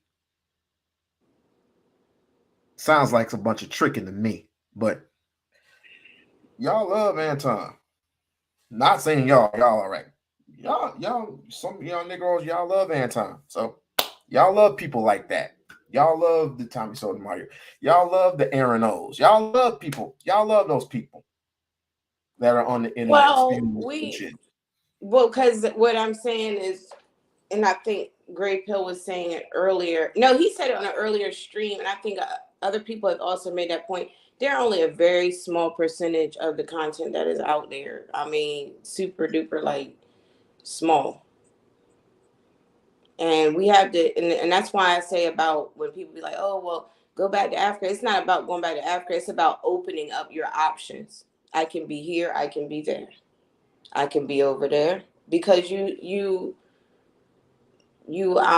been here for a very long time, and we're human beings, and this is, we can have property other places. We can go other places on YouTube. We don't have to feel like we have to stay, in one place, and we're having those options. But at the same time, I will say that we do have to have something to bring to the table. But here's the key thing that I learned when I said working with each other. I learned that from I will say, an elder and a doctor. But working with each other, and when you have somebody up there, I think people use the word punching down, or you have somebody. I don't want to talk like that with y'all guys, but when you got somebody up there talking stuff and they doing too much, I don't blame y'all dudes for not trying to shut them down, but shutting them down. Yeah, so I don't blame you for shutting them down. But the fact, it's so many places we can go, and then starting our own things, making sure we show up to Gray Pills, making sure we show up to the other channels, because people who are willing to do it, they're willing. If you guys create it, we can support it, and that's what we have to support each other as Black people. What we were all saying earlier. So that's it. Okay. I also take care of all of the people that surround me, and everybody that works for me is successful, and they make a lot of money as a result of it. Okay. So where's the self-hatred at? Because every person that works for me is Black. Well, I guess it's the representation you allow for yourself when it comes to issues of Black culture. No, because as much as you say you help them, me being, okay, put it this way. I'm a world championship coach. It's tangible. It's facts. You can trace it. I have fighters who are world champions. I have gyms that have world championship fighters and team. I am the leader in those spaces. I employ guys. I ship guys out, send guys places. And I think that is absolutely awesome. I hear that. But when I go look on the YouTube of these things, it's just me fighting or talking about things that can help my community. Any platform that I'm on in my community that I help is fighters of color, because as you know, we don't have any unions or anything. And well, hold on. Let me stop you there, though. Let me stop you there. 1 second. I am not separating myself based off of color. Okay. The difference is that I help people and I rock with people based off of proximity, right? I got Proximity. friends, proximity. So if the majority of the people that I grew up around or the communities in which I make sure that I do all of my work in or where I move my office to just so happen to be predominantly black, because Detroit just so happens to be the blackest city in the United States of America, then those are the people that I'm going to hire. Those are the people that I'm going to help the most. And those are the people that I'm going to have the most affinity for as far as continuing to pour into and hold accountable. But let's be clear. I am not one of these pro-blackity black people. I love everybody. I rock with everybody, and anybody that appreciates me or says, yo, Anton, I rock with you as far as especially all of the different people that I coach. He said that he's not pro-black. Pro-black doesn't mean that you hate other groups and races. He's saying that out loud because he think other white people might hear it. Like when some people be like, and plus people like saying it. People put it in raps, blackity black. They tried to cry. Right, but I mean, let's be clear. No matter what race you are, like if I say I'm pro-black, that does not mean that I'm saying I hate white people or I hate Asian people or I hate. No, that's not what that means. Well, he's saying that too because he hasn't done the work. I mean, clearly, like he's done work, like you said, as far as doing this and that. What he's doing, what did somebody say? Based off of leading with cars, clothes, and jewelry, and probably maybe a few homes, possibly. But I don't like when he said that either. Just to be quite frank, I'm gone. So we all agree. Cool. I coach Asians. I coach white people. I coach a lot of different people. I am not a person that is going to separate myself by just championing and then doing things just for the black community. It just so happens to be that the community by which I was born and raised in just so happened to be black. But please do not hold me to the standard of a pro-black person just because the people that I help the most or the people that I hold accountable based off of proximity, similar to crime, just so happen to be black people. I rock with everybody. I do not separate myself based off of the black community. And I hear that, and I rock with everybody as well. I do. I have to. It's my fucking. I do. But my question is, when when blacks are being attacked, and you have a platform, and you being a black man, like who? Give me an example. I didn't hear you. Give me an example. Well, I hate to fucking beat a dead horse because I'm not really with the drama shit, fam. But Give me an like, example. let's just say something that really stuck with me recently, and why I called in was this Just Pearly Things incident. Because of the Africans from the UK. Now I have family in Brixton, all the way to Canada, Trinidad, Tobago. No. Let's drill down. Just Pearly Things. Okay. Give me the example. So you obviously seen the shit with the neo-Nazi Fuentes kid, right? And the blowback she got from having her on there. And then the fact that there was no pushback or any it's not her job to give pushback. She's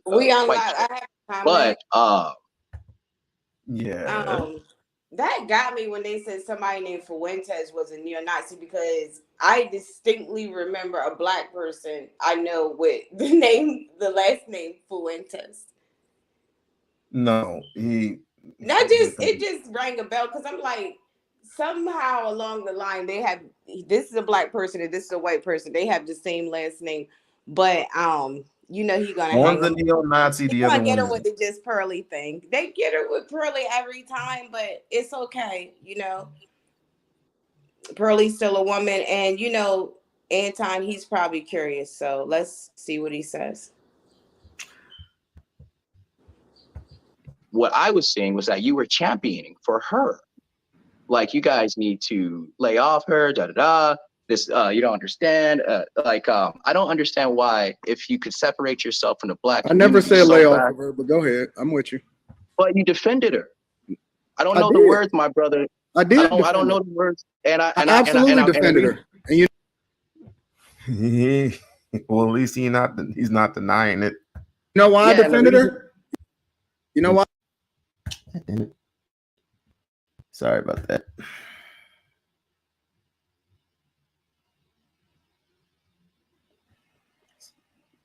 And you know what? Sorry. Africans were dropped off during the slave trade. Well, I watched it enough. Over a year of investigation. What is your impression? What is your impression? What is it that I do? Watching me for a year. What the world is like. And recently we've been talking about media, the West stuff. And when it comes to foundational Black America, that's a hard one to answer for me, because as an athlete, Robinson, David Goggins. Okay, so I am Floyd May. So wait. I'm not celebrate the most that they use as a reference point in order to justify their arguments. I don't think that's a fair statement to say to all Black people. I don't think I am so sorry. And mind your own fucking business, right? Mm-hmm. I can attend that. Where's that located at? Where's that located at? South America. Okay.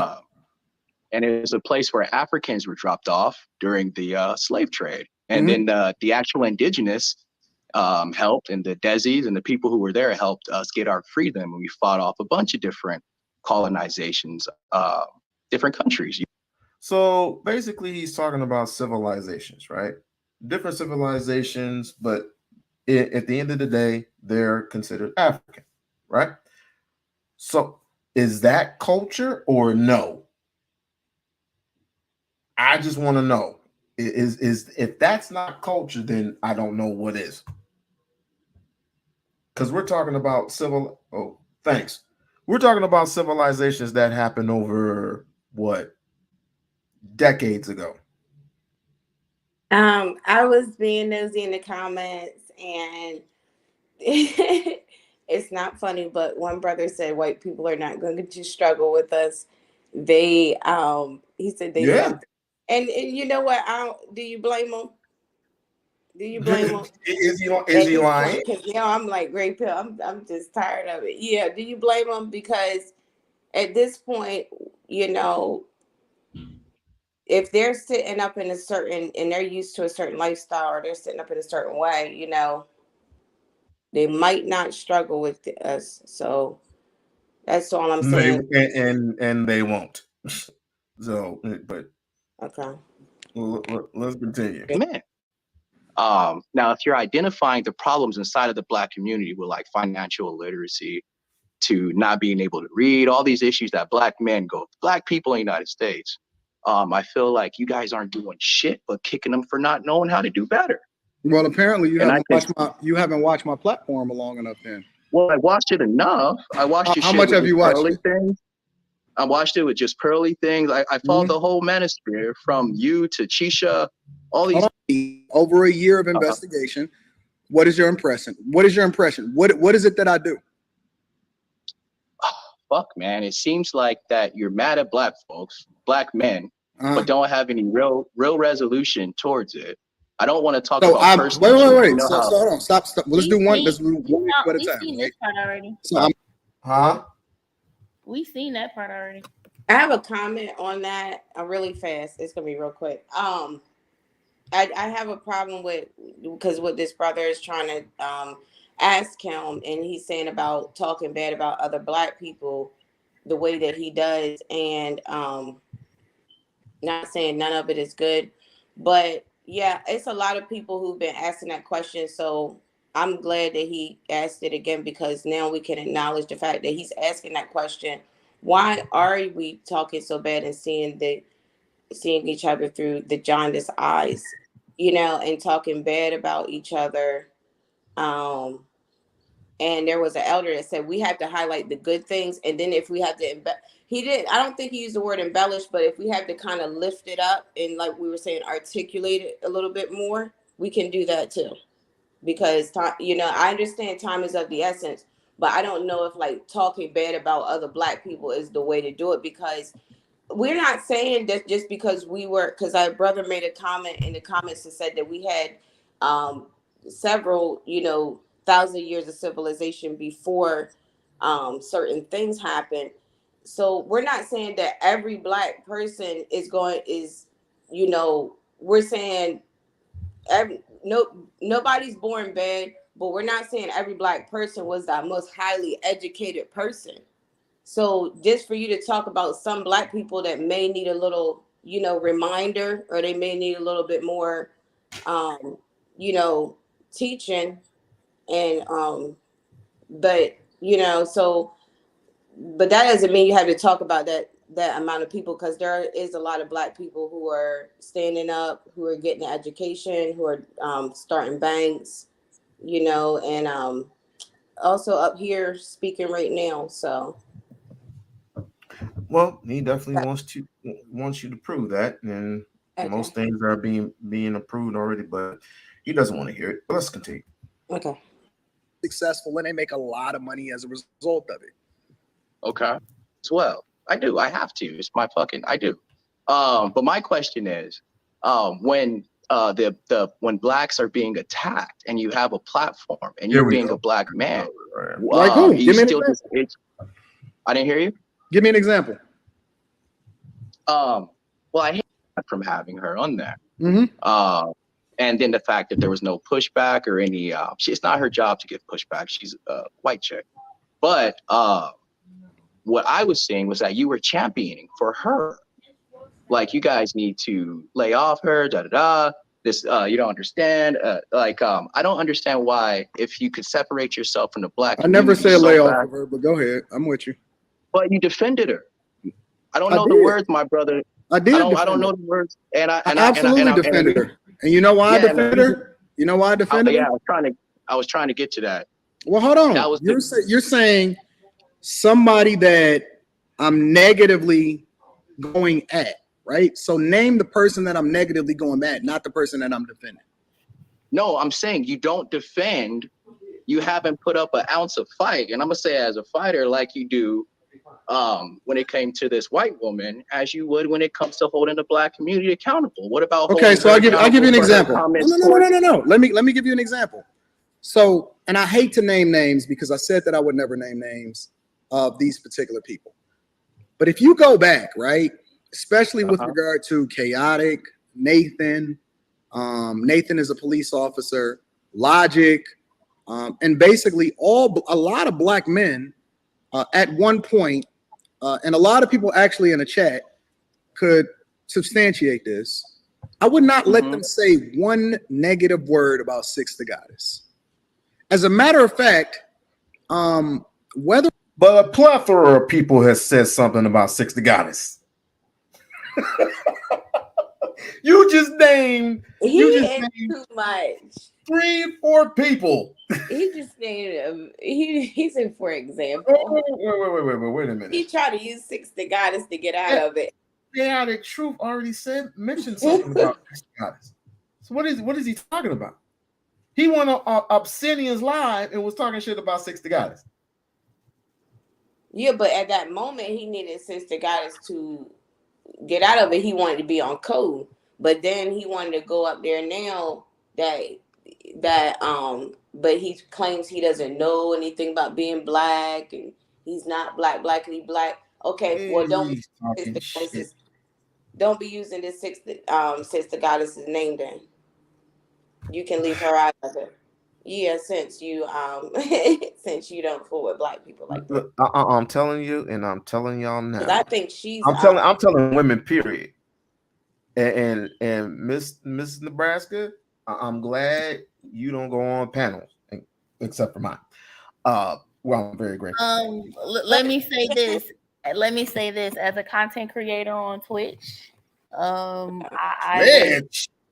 yes, sir. 2 years. I would never. You play Fortnite? No, I have a podcast. Oh, okay.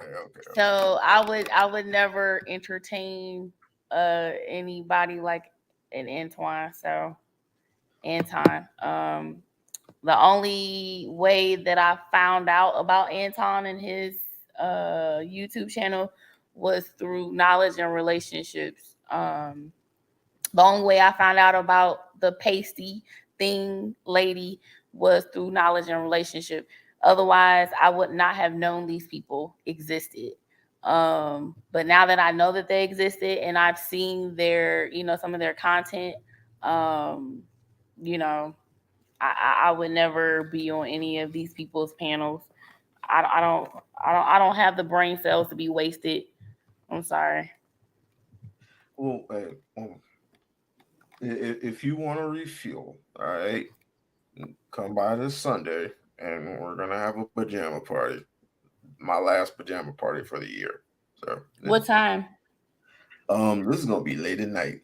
Why is it your last one? Because May 1st, I'm starting my new live stream. But what did the pajama party have to? I thought that was one of the good things. Not saying this was bad. I'm just I didn't know the pajama party was going with it. I mean, because a lot of people get rotted and rugged, right? But then like you gotta like cool off at some point. So unfortunately, it's like you bring your own shit. Like you bring your own food. You bring your own. Like I'm bringing sparkling juice. I'm gonna bring sparkling juice. I don't know what y'all bringing. And then I'm gonna dress in my attire. We could just kick it. We could just kick it. You can kick it normal. You could talk with as much shit as you want, or you can talk about other things. But to get away is like a vacation. It's like a little mini vacation. You know what I mean? I did it before. I did it once before, and it was successful. I did it twice. It was successful. So this one is pretty much like, just come by and relax and just kick it with your boy. But I can take this whole meeting away from, not trying to take nothing away, because you know what they're saying about women and different stuff like that. But what I'm saying, because something came to me about what I had heard earlier, we need a minister of innovation. What's that? If they want to get organized and with the questions he's asking him and what we're talking about with Anton and stuff like that, well, somebody like me, but innovation, I would say new ideas and new ways to make things flow. Before I forget, anybody who wants me to do a third interview with Umar, please put a 1 in the chat. If not, put a 2. Because I was thinking about doing it. Put a 1 in the chat, yes. Put a 2 in the chat, no.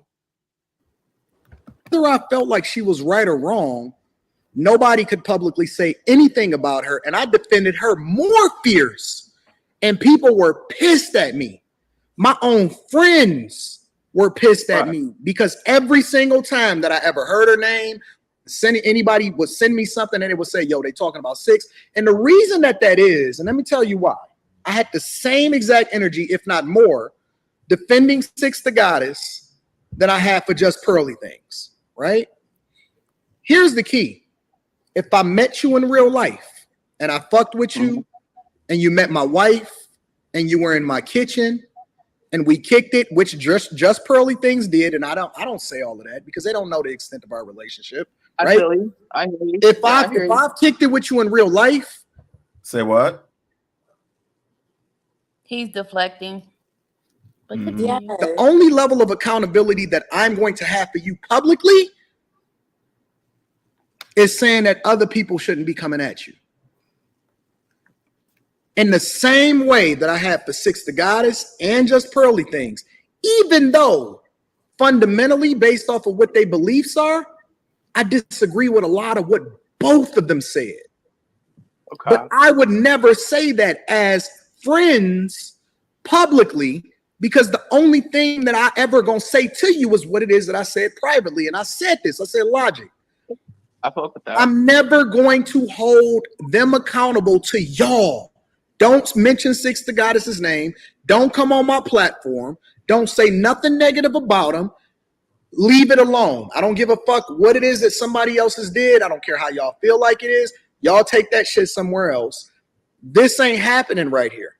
So what I would say is that a lot of people, and I'm not even really sure that you did the investigative work that you said that you did. Neither here nor there. Well, no, hold on. Neither here nor there. Neither here nor Well, there. before you Neither here. before you Hold neither on. here Hold on. before you Hold on. I'm neither gonna let here you respond. neither I'm gonna here let you there. respond. I'm gonna let you respond. Okay. Here's the key. Okay. Here's the key. I keep the same energy across the board. Number one, Right. That's a lie. even to the point to where I still won't ever say anything negative about Six publicly.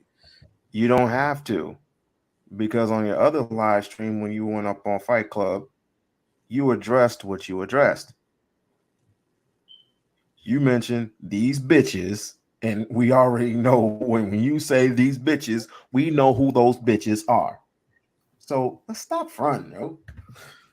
And I only said the name in order to use an example, a real example, since we name it real examples, right? But the other side of the equation is this. People have a selective memory as to what it is that they remember based off of what they're trying to hold you accountable for at that particular time. You cannot separate it, and you can't say, well, Anton, don't hold this person accountable.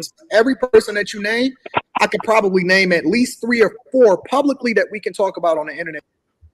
Like what? He said, what kind of memory? He said selective memory. Well, I have a chronological memory. When he said he keeps the same energy, and he was talking about how he holds men accountable and giving examples, but he knows daggone well if I told him, yo, Anton, well, how would you feel as me as a young brother, as a black man, go chasing other women on women's platforms, arguing and debating with other women for an hour while I'm conducting my day-to-day business and my multi-billion-dollar business as I'm making equity and supplemental income as I sleep, but I'm arguing with women. How would you feel about that, Anton? Because that's what he did on multiple streams a whole week ago.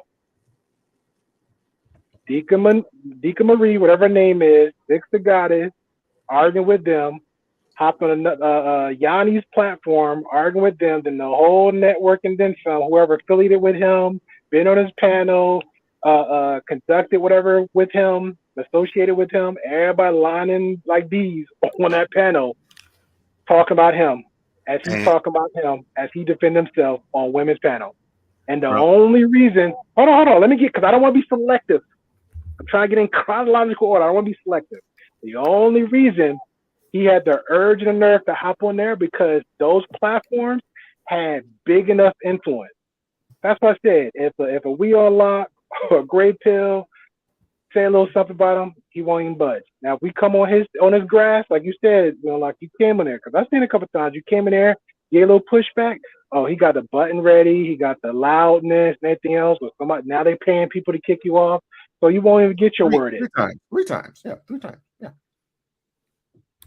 No, it's a channel that has more influence that he could have went on, but he chose not to, which is Jason Black. And he always talk about women submitting and all this stuff. And then he went on Yanni's channel and was submitting. And look, I don't really know the Yanni chick. I know at some point she was aligned with some anti-black male rhetoric, so I kind of tuned her out since then. I don't know what she's on now, but him, the JR, they went on there and just was splaining and just was kind of like pretty much virtually groveling to her, which was weird, bro, because you had extra smoke for women, calling them the B word, calling them the enemy. But when you went on there, you wasn't treating her like an enemy. They was treating her like the queen. You know what I mean? Oh, yeah. Yes, ma'am. Pandering, simping, betaing.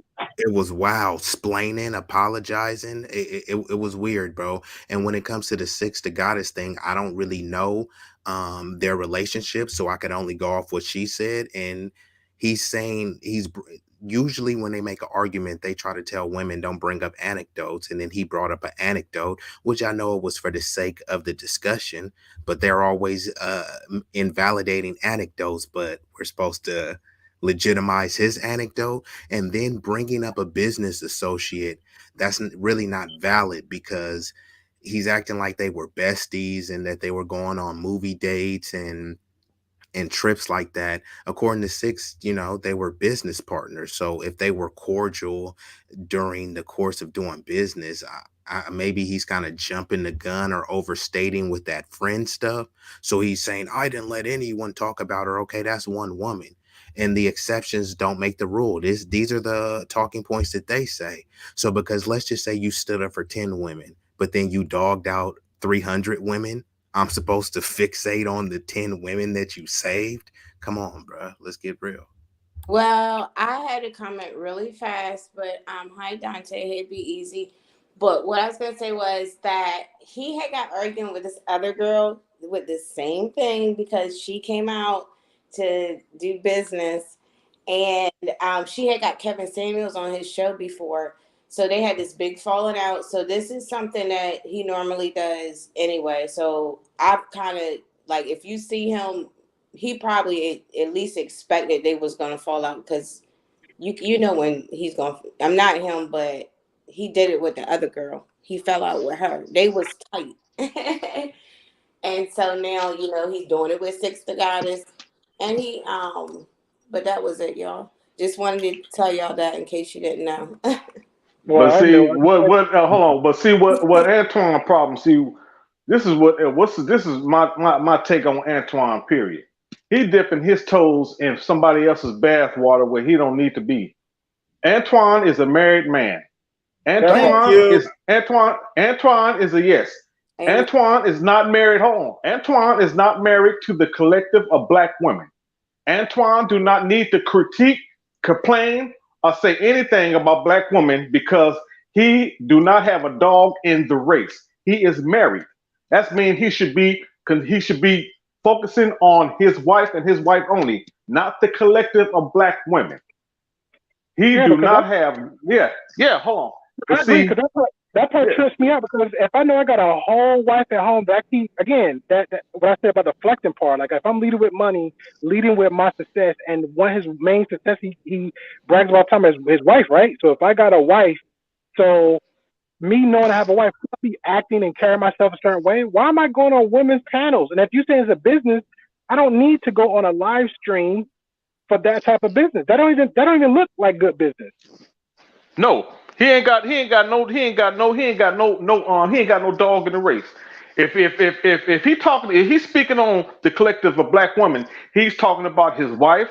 His wife is not an exception to the rules. If he's talking about collective of black women, if he's talking about a collective of black women, his wife is not an exception of the rules. His daughter is not an exception of the rules. His auntie and his mama is not the exception of the rules. He speaks up on the collective of black women.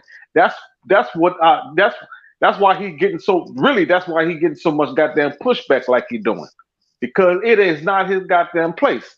Once he exchanged them vows between him and his wife, his black woman card is cut off right there. He don't have no place to be talking and speaking up on no black woman as a collective. He should be worrying about his wife. Hold on. So just for clarity, so I'm asking a question like I'm dumb. So you said, the reason you're saying he shouldn't have to speak up on that because he married. So is he married to a black woman or he's married to a white woman? He's married to a black woman. Okay. He's married to a black woman. But the point is, if you're gonna say that that the collective of black women we need to get rid of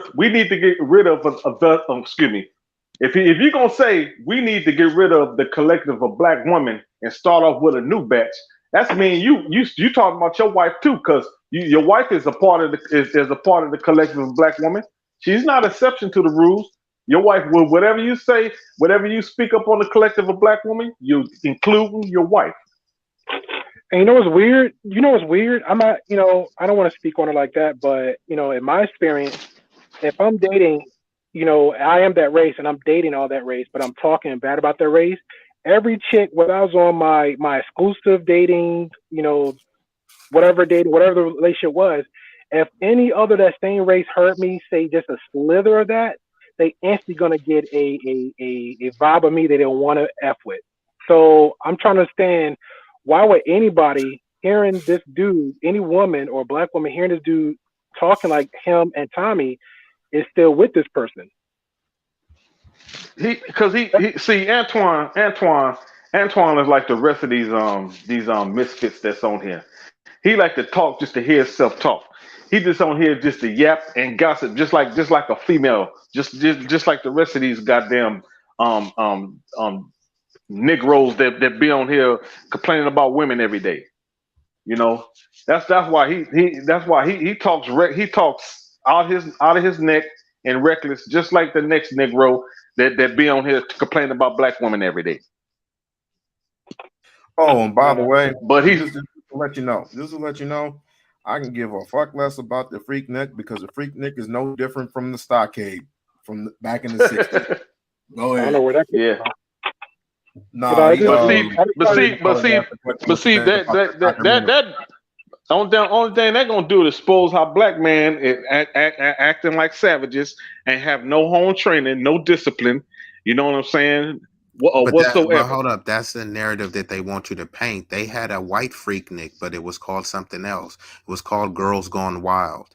Why they're not doing a documentary of that? The one in New Orleans? Bruh, But these guys trying to put it on the women though. I'm out here in Cali. It was global. Look up Girls Gone Wild. It made Freaknik look like child's play. Yep. Well, they were saying some black women were going to be suing because they don't want to have their photos out there, especially if they're not getting paid for it. So I don't know how far that's going to go, but just to let you guys know, there will be some people, that don't want that footage, want to be in the documentary. Well, that's their right. I mean, the same thing like girl. Yeah, that's their right. The same thing because even Girls Gone Wild. Because I remember when that came out, Easy, and then after the fact, a lot of those girls were suing the company too because of footage. But yeah, it's one girl with a pearly thing. She was on there, because they supposed to have signed something, but they didn't, and because of the recruiter, he had started something that wasn't supposed to happen. So she's actually have a lawsuit against. She's building up to file a lawsuit against Pearly too. Well, What's up, Lee?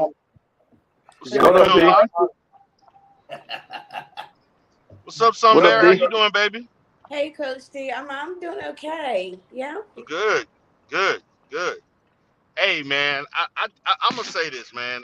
As a person who went to Kappa Beach parties several times in college, man, this shit is blown way out of proportion. Man, it was. I don't understand this selective outrage, man. This stuff been going on since Woodstock, and Woodstock had way more drugs. Had way more drugs and all kinds of lewd acts going on in public, man. We gotta That's stop. true, but we had less rules and restrictions back then, though. Because if you're talking about Woodstock, that was the '70s. Motherfuckers would just run around free throwing. Yeah, but you still had the law though. That still was law. Nah, it wasn't. Yeah, but we didn't have that many laws like that. We didn't have that many talking about lawsuits. Like if you come to Freaknik, like we'll say Woodstock, for example, that was so crazy and so open. Nobody wasn't sitting there talking about some sign of affidavit. Nobody wasn't doing that.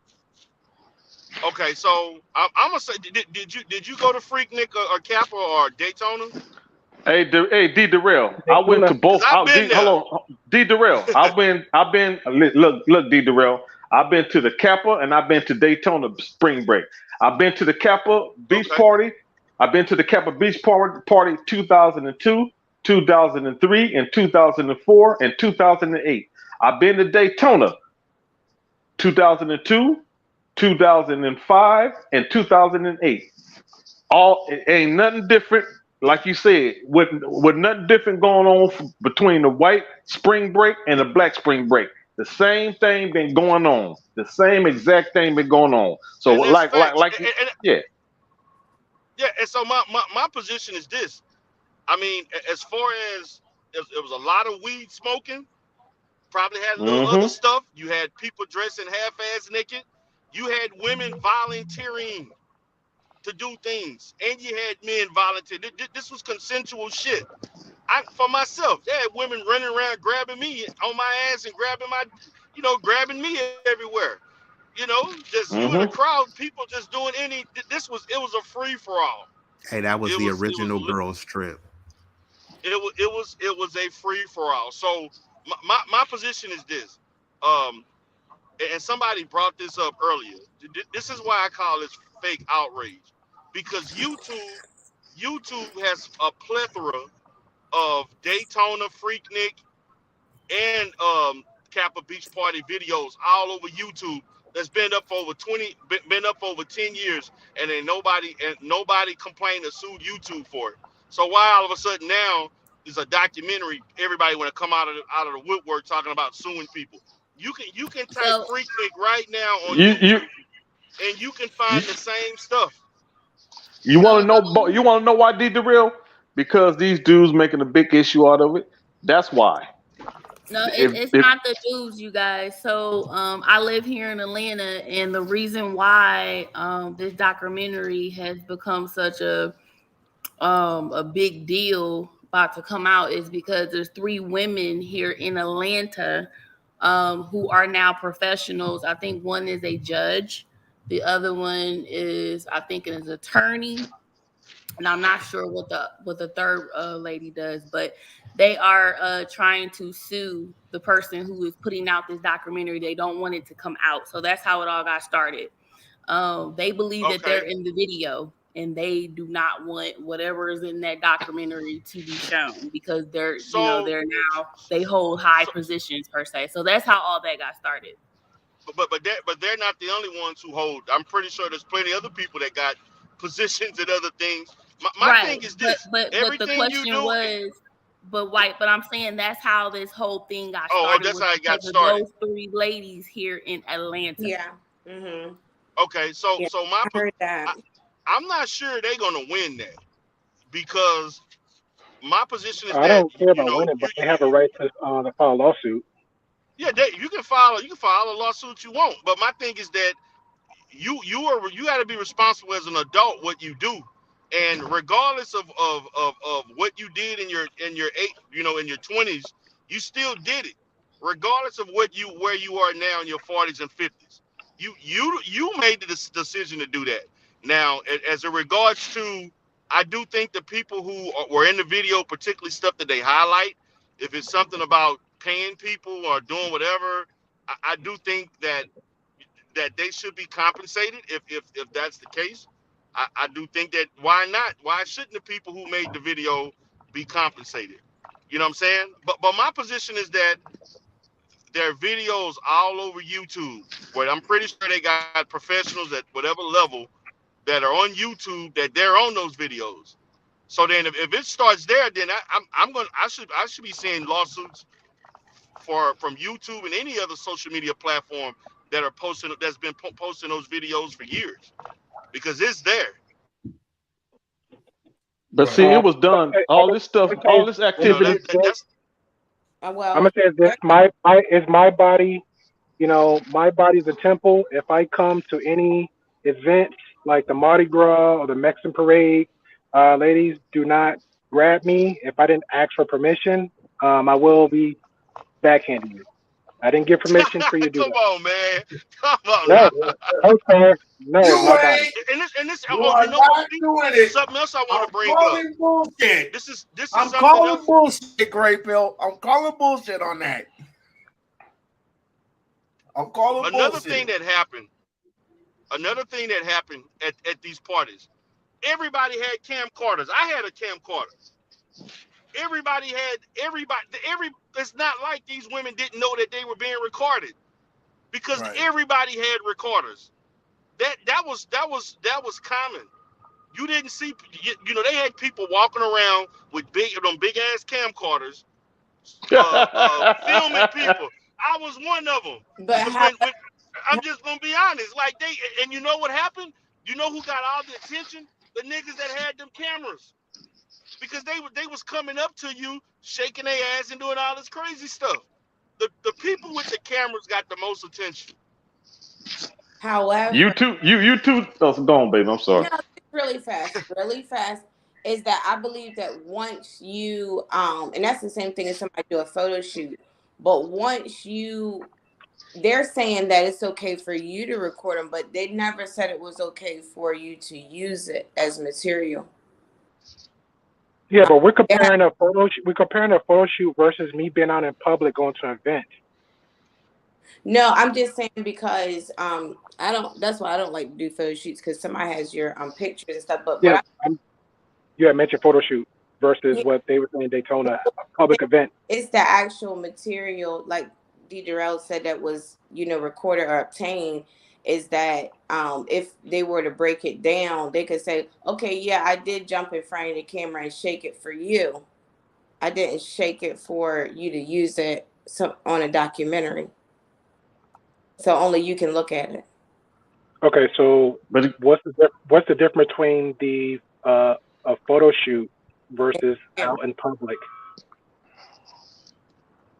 No, I'm saying when he said once they have that footage, or once a person, when you do a photo shoot, they have your photos. Okay. See, you gotta understand. But what that was a private shoot and something that an event that's a public event is something totally different. Because when you have a private shoot, you have to sign model release forms. You breaking up, somebody breaking up. No, I could hop all around, and work a room, and somebody could, and then I could jump in front of the camera and shake it for Coach D. But I have to have when he uses it as material, I believe he has to have a yes. Yeah, but you mentioned a photo shoot. The conversation was more about a public setting. Can have it. I'm sorry, you're breaking up, but the conversation about the photo shoot. But what I'm telling you is that there has to be permission to use, even if they jumped in front of the camera and shook it. I believe in front of the camera, I believe they still have to have permission to use it as material or content. Well, the not that type of environment. Not that type of environment. It's a totally different environment. A public event like that was big like that was just uncontrollable like that. No. Because women were shaking their ass and they see people with video camera. It was cameras all around them, but they didn't care because it was public. Yeah. They, you had a crowd of dudes with cameras, but they didn't care. They kept shaking their ass because they knew they was in public. You saw spreading ass Yeah. cheeks, dildos. You saw fucking. So basically, you saw all this stuff. So basically, what it boils down to is you have a lot of professionals that were in the video back in the 90s that are still here in Atlanta and have high positions here in Atlanta, and they don't want to be exposed. That's pretty much in a nutshell. It won't stick. It won't stick because it's in a public environment. At a public event, it won't stick. The lawsuit will not stick. Their lawsuit will not stick. They just have to eat the bullet. Period. You know what I'm saying? But it was if they was and let's say they was in the privacy of their own home and somebody was filming them through their window or something like that, that's something different. Or you know what I'm saying? Or they was in a private building. You know what I mean? If they was in a private building, someone videotape them. They gotta because they can't do that in a private building or private facility. They can't do that. Only out in the public, where you have a right to videotape anything you want, out in the public setting. Only if it's public though. All I know is my mother wasn't at the Freaknik, so I ain't gotta worry about seeing my mama butt cheeks spread wide open. But wait a minute. That went up all the way until what? 96, 97, and then it got canceled. 97 or 98, I think. Right? Yeah, I didn't go to the Freaknik. I couldn't afford to go to the Freaknik. I lived way in California and didn't have no car or nothing. But if I had access after Freaknik died out, then everybody started going to Kappa. Everybody started going to Daytona. That was like, because I went in 2000. I went in 98, 99, 2003, 2002. I think in 2003, something like that, to the Freaknik. I mean, not Freaknik, to Kappa Beach. I went like three. I think 3 or 4 times. I think 4 times I went, something like that. It was somewhere around there. I went several times. I got family here. You know, so I was, you know, and the thing about it, to me, I think, you know, another thing they're looking at, most of the people that go to these things are not in college. I know. It's not like Freaknik. It wasn't college. You know, it was the black college, but a lot of people were not. They were younger people in their 20s from all over the country, for the most part. You know what I'm saying? You know, just like Kappa. You know, it had a lot of college students, but man, you had half of Houston at a Kappa beach party almost. You know what I'm saying? And majority of Houston and other regions was at the Kappa. The minority was college students. That's the minority. The minority was the college students. But you had people from Oklahoma, you had people from Dallas, you had people from everywhere. Alabama, you had people. Yeah, you had people from Arkansas. You had people from all over that came to the Kappa Beach party. Yeah, go on.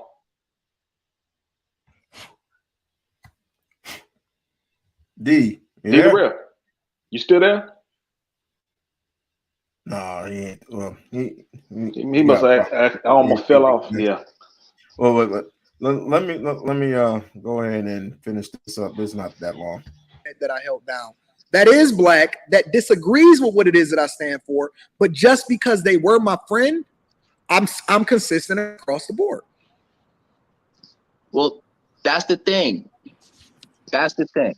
And that's the thing. And I want to tell you, Mr. Daniels, I didn't come up here because even though I fancy myself a bad motherfucker, I don't come up here to pick fights with brothers, man. I don't want to do the name calling shit or all that stuff because obviously you're a man that knows his shit. I'm looking at the fucking platform you built and it's crazy. That's amazing.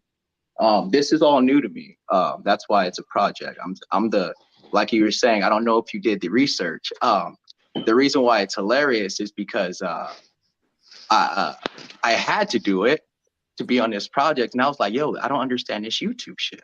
But with that being said, I could never sit there and be acquaintances with someone that would allow any type of white supremacist. And this is me being a West Indian black man, first generation, raised in Los Angeles.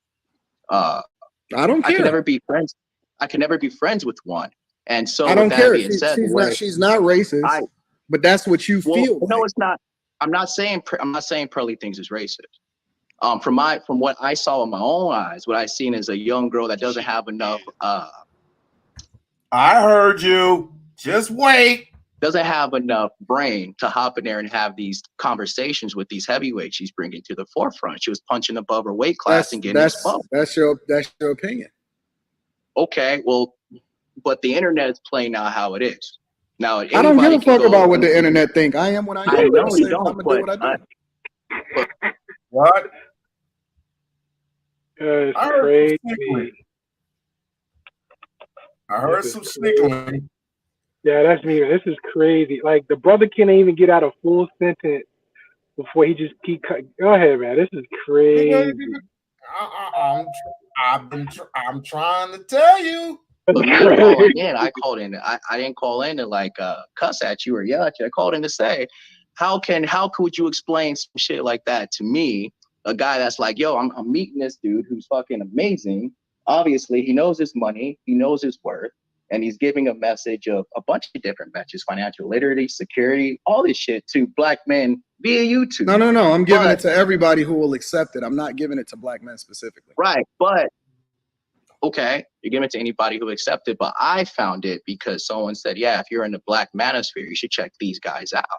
And so then I talked to you today, and you tell me I'm not. I give it to everybody, and then you have a friend who is cool with. It looks like put in UK tethered blacks in 360 contracts and have them talking bad about American black people.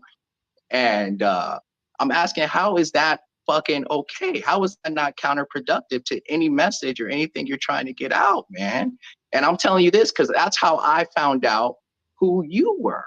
And I don't have no hate or malice or disrespect. You don't have to keep prefacing it by saying that. I don't think that you got any hate, right? You can say whatever it is that you want to say. I literally dropped the link in and I said, tell me where I'm wrong.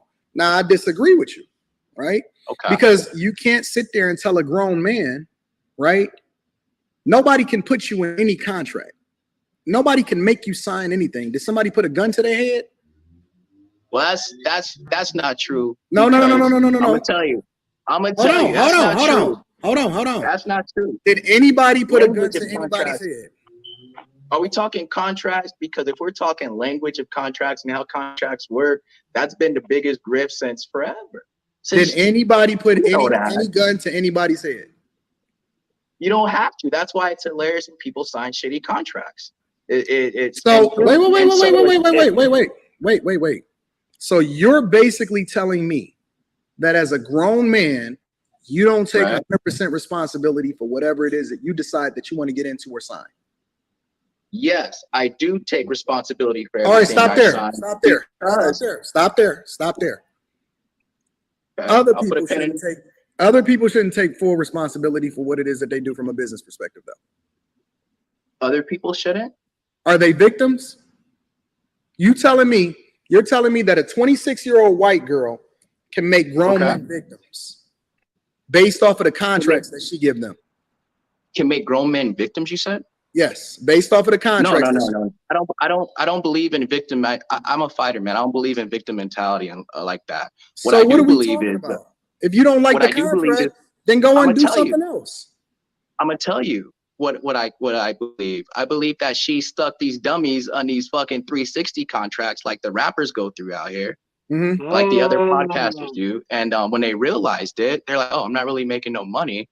But Who said that? Who said that? Well, that's what happens when you realize you're in a 360. No. Who said that on her platform? Said that I'm realizing that I don't like. Why do I hear? What was that? What the?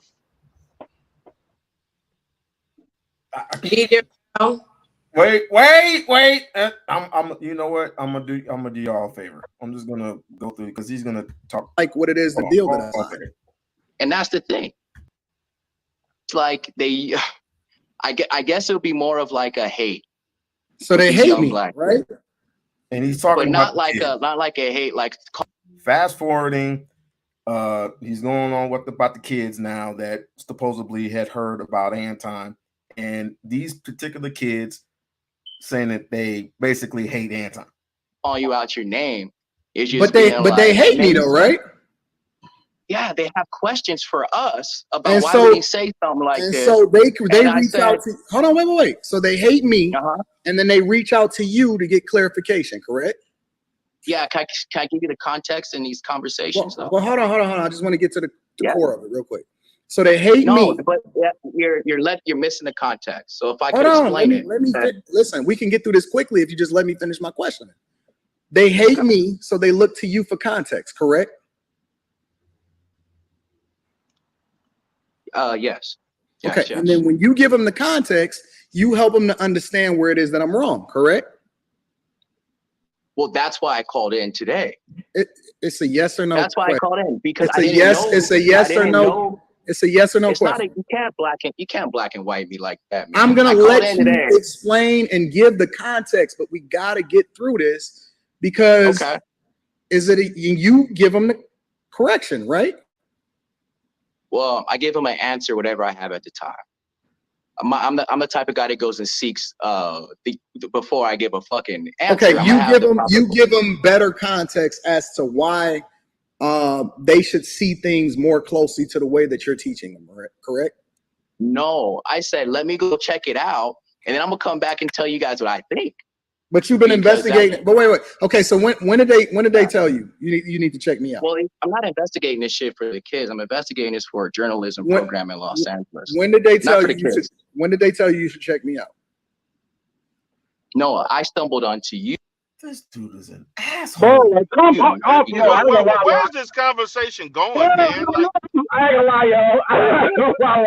Wait a minute. Why are y'all yelling at me? This shit got me ain't going nowhere. He's not, because he'll take every time he'll say something, cut him off with a question, then he'll try to answer that question, cut him off with another question, and then he's like, "Who, bro?" What killed me was like he said, "Hold on, this will go quickly if you just let me answer this question," and you didn't even answer a question. I'm like, damn. I can't Now lie. do you believe me? Now do you believe me? And see, Antoine playing dumb. He know good and well why he got so much pushback from the kids that say they don't like him because he talk out the side of his neck. He talk reckless. That's It's not even that neither. It was one I saw, right. Somebody sent me something of him with the women on the panel, and he at first I was like, yo, this dude got to be joking, because he's like, the chick was like explaining what a narcissist is, right? He said, why not? He's like, what's wrong with that? And I was like, is he for real right now? And then he gave context of why it's okay for men, even himself, to be a narcissist. Then he said he's a sociopath, and the whole time he had this huge smirk on his face, and I'm like, I think he's a case study, bro. I swear to God, I think he's a straight case study. Like, cause it's not something wrong with him, but I know it's like does he feed off this type of behavior? Like he got to be a case study, bro. This is crazy. So imagine you being up there on his platform, not Fight Club, on his platform, millionaire, whatever, and either that or Lapid, doesn't matter. Just imagine you being up there and you asking him all kinds of questions. And you feel that you are being interrogated. He flips it back on you to interrogate your ass. You see how that works? You see how that money works? Exactly. You can't even get a word in edgewise. Something about it did not seem healthy. None of it is. It didn't go anywhere. I'm like, damn, can we just get to the point? You know, it was mad. The brother was trying to, but apparently, I don't know. Here we go. See, Antoine. Check him out. He's similar. Hold on. So when did they suggest me? When did they suggest me? It was during the I guess the same time you were having a debacle or debacles when the no jumper, which is big in our city, was as well. And so within a month ago. So they suggested it within a month ago. Yes, but I was already on this subject individually. But you said that you've been investigating what it is that I've been doing for over a year. Yes, me independently. So independently, not just you. Wait. Give me a second. You've been investigating people like me and me because you said that you've been on me for over a year, correct? Because I wanted to understand what this was. Hold on. You've been on me for over a year. No, I haven't been on you. This is the first time he wants to make a complete ass of you. That's all it is. I can't stand. I started seeing was a lot of men, black men, caping for this white woman, apart from the issue I was even researching. So I personally was like, why is this so? Why are they going so hard for this woman? And then I started seeing a divide between African tethers and African Americans, because she uses black people that aren't from the United States to talk about United States issues as if we feel that type of way. You know, so I was like, I get that. That's a grift. But then I seen you, who I thought, from what I learned before, I was like, oh, that's the guy that gives all the financial advice and shit. So, wait. So basically, you had discovered me as a result of my financial advice? Don't answer. That's all I had seen. I didn't discover you, man. I was just looking at names that were part of like what was called the Black Manosphere, and you were a name that popped up. I wasn't looking for you, fam. I promise you that. What did you? How did you look it up? How did you look it up? How did you search it? Honestly, it was after Kevin Samuels had died, and I was looking at because mind you, YouTube for me at 37 years old is a whole nother universe. I live in a life of fighting, traveling, all that shit. So I'm like, okay, these are supposed to be the new modern man, and so that term to me is hilarious because the new modern man, I have my own bucket. What I put that because. If I'm gonna be a nigga with you, 80% of people I come across aren't manly at all. No matter what race they are, they're not. But I can't say that. It's against our code.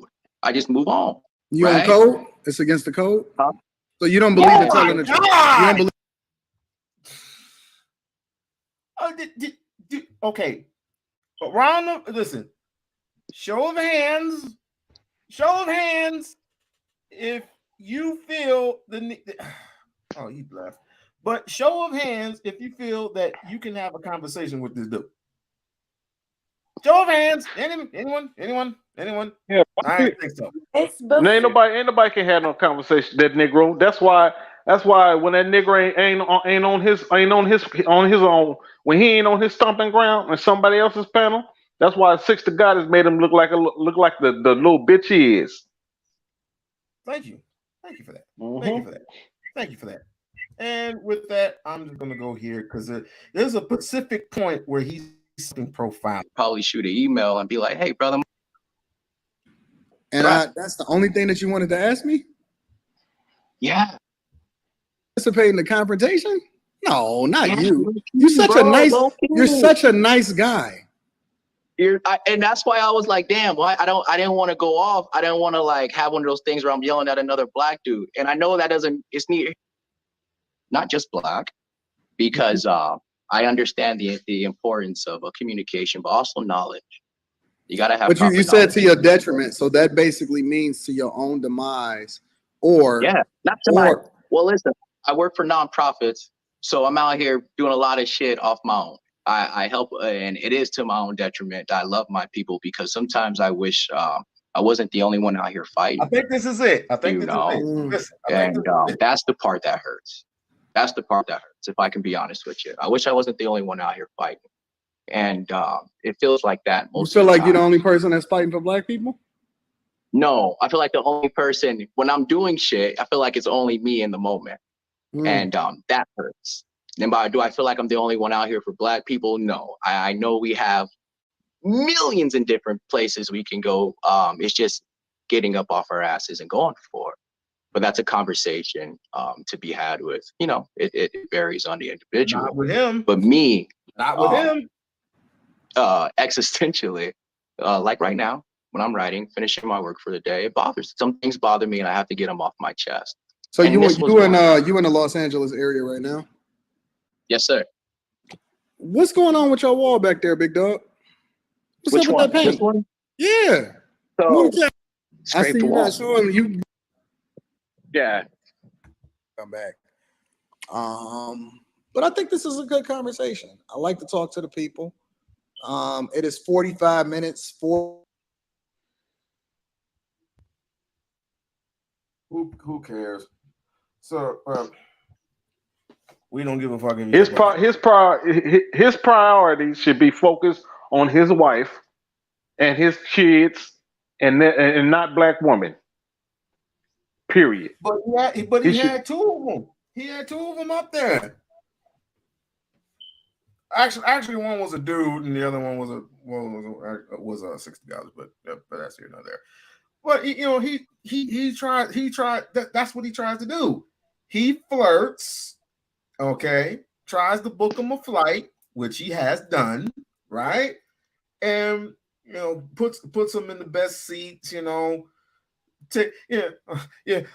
I put you in the best seats. I gave you first class tickets. I put you in the best seat in Detroit, the Detroit Pistons. Row. I let you in my kitchen. I let you eat my food. You saw my wife. You saw my children. You saw everything. I ain't gonna lie, that was horrible. That was rough. That's funny when you said I didn't do anything to you, but I wake up in the morning and you blocked me. How dare you? You blocked me from Instagram. Oh my gosh, you blocked me. I didn't do anything. I tried to protect you. That was rough. Doing all that dry simping. I feel like real talk though, hearing to the other brothers, the stuff he was saying, what he was about and what he was doing, I felt extra bad for him because he generally came there for a conversation, for some clarity and some understanding. And I'm sure I'm sure he got what he assumed from the beginning. Like, hey, I know he's full of BS. At least I want to have that face to face, hoping that he might get a different exchange. And the fact he did, I'm sure he went home like I was right the first time. That's what I think he got out of it. I'm looking forward to if he actually do. I'm sure he is, because he said it. The documentary of him and see how that goes out. I think you talking Be right back. because I think he already did that already. His ass up there trying to play victim, knowing good and damn well when he up here elevating that white woman over black woman and turn around and trying to play victim. Boy, please. Okay, but can I show you real quick what well,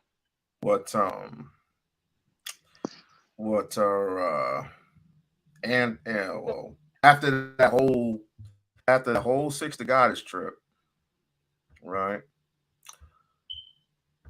He says he's not butthurt. Let's just say that. He says he's not butthurt, but we all know who he is. And this is why I say to females who go up on these platforms, when I start my new one, if I catch you on there and if I pull you off of there, right, and you go back, you're banned. You're done. Because right now you talking ignorant now. Huh? You talking ignorant now. If I catch you up there, you're banned.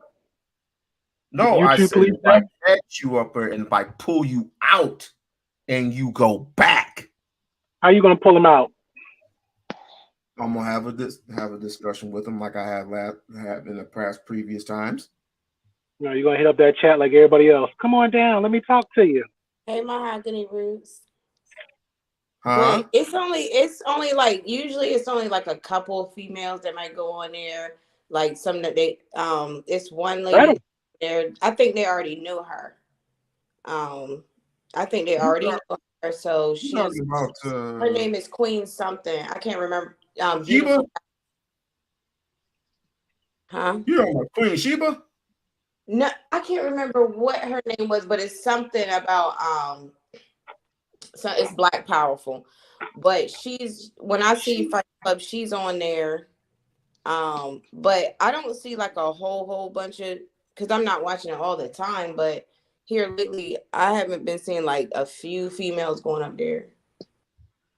Well, Queen was on there. The Queen you're talking about, Sheba, she was on there. And once she started talking, it only took 1 minute and 30 seconds for them to boot her off. No, they have like one woman, she's like a staple. Not a staple. But she's she compliments the channel there. But she's always so they have the women they know, and then they have the women that come on there. Like these people are kind of familiar with each other. So okay, so this is what mainly basically what happened after that whole Six to Goddess trip. Checking they don't have no better talking points and all of this other type of stuff. They're not smarter than us. They're not doing all of that. It's a bunch of it's a bunch of women that's supporting each other, and it's a bunch of men that's simping. Mm-hmm.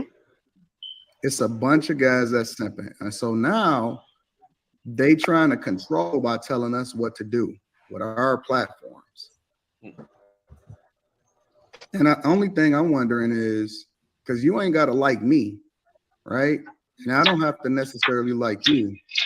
But the one thing that I'm not going to do is let a woman tell me what to do. Ever. My wife don't tell me what to do. Yes, sir. And for me, the thing that will piss me off more than anything, because see, we can fight. That's what guys do.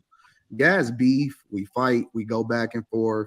We say, you know what, I ain't fucking with you or whatever. And then as brothers, we be like, that dude, he pissed me off. You know what I'm saying? And then you come back from it and be like, all right, cool, we cool, whatever. Right? That's usually what happens. But when women do it, they try to fuck up everything. Like they come in to try to do it with size 12 shoes and stomp on your fucking couch. And we've seen today, in my opinion, they don't have no rules. They don't have any rules. They don't play by the same rules. See, guys got rules of engagement. Most guys, you can say, all right, listen, we can beef, you can talk about me, but this is a part that you leave out of it. You know what I'm saying? Like, you don't do this, you don't do that. And she even admitted, she said, listen, I put your wife in my thumbnail because I knew it would get your attention, because I wasn't paying no fucking attention to what they was talking about, right? And so she said, I did it so I can get your attention. Right? And then all behind the scenes, these motherfuckers is texting me saying, oh, don't worry, I wasn't gonna say nothing. You know what I'm saying? I just did it to get your attention. She taking it down. I got all these motherfucking women that's texting me behind the scenes, and I'm not answering these women no more. I got a bunch of women behind the scenes texting me saying, oh, no, she gonna take it down. They lied, they fronted, they jumped up on the panel and they act like it was when it really wasn't. One thing that you can call me a lot of things. You can call me mean, you can call me a lot of shit, but one thing you can't call me is you can't call me a liar. You cannot call me a liar. I'm the realest, I'm real in real life. And so now what you see happening is they coming in and taking over a space that men long time dominated. Mm-hmm. And so the only thing that I'm asking is, when y'all gonna stick together? Let me know when you want me to stop. For y'all to stick together.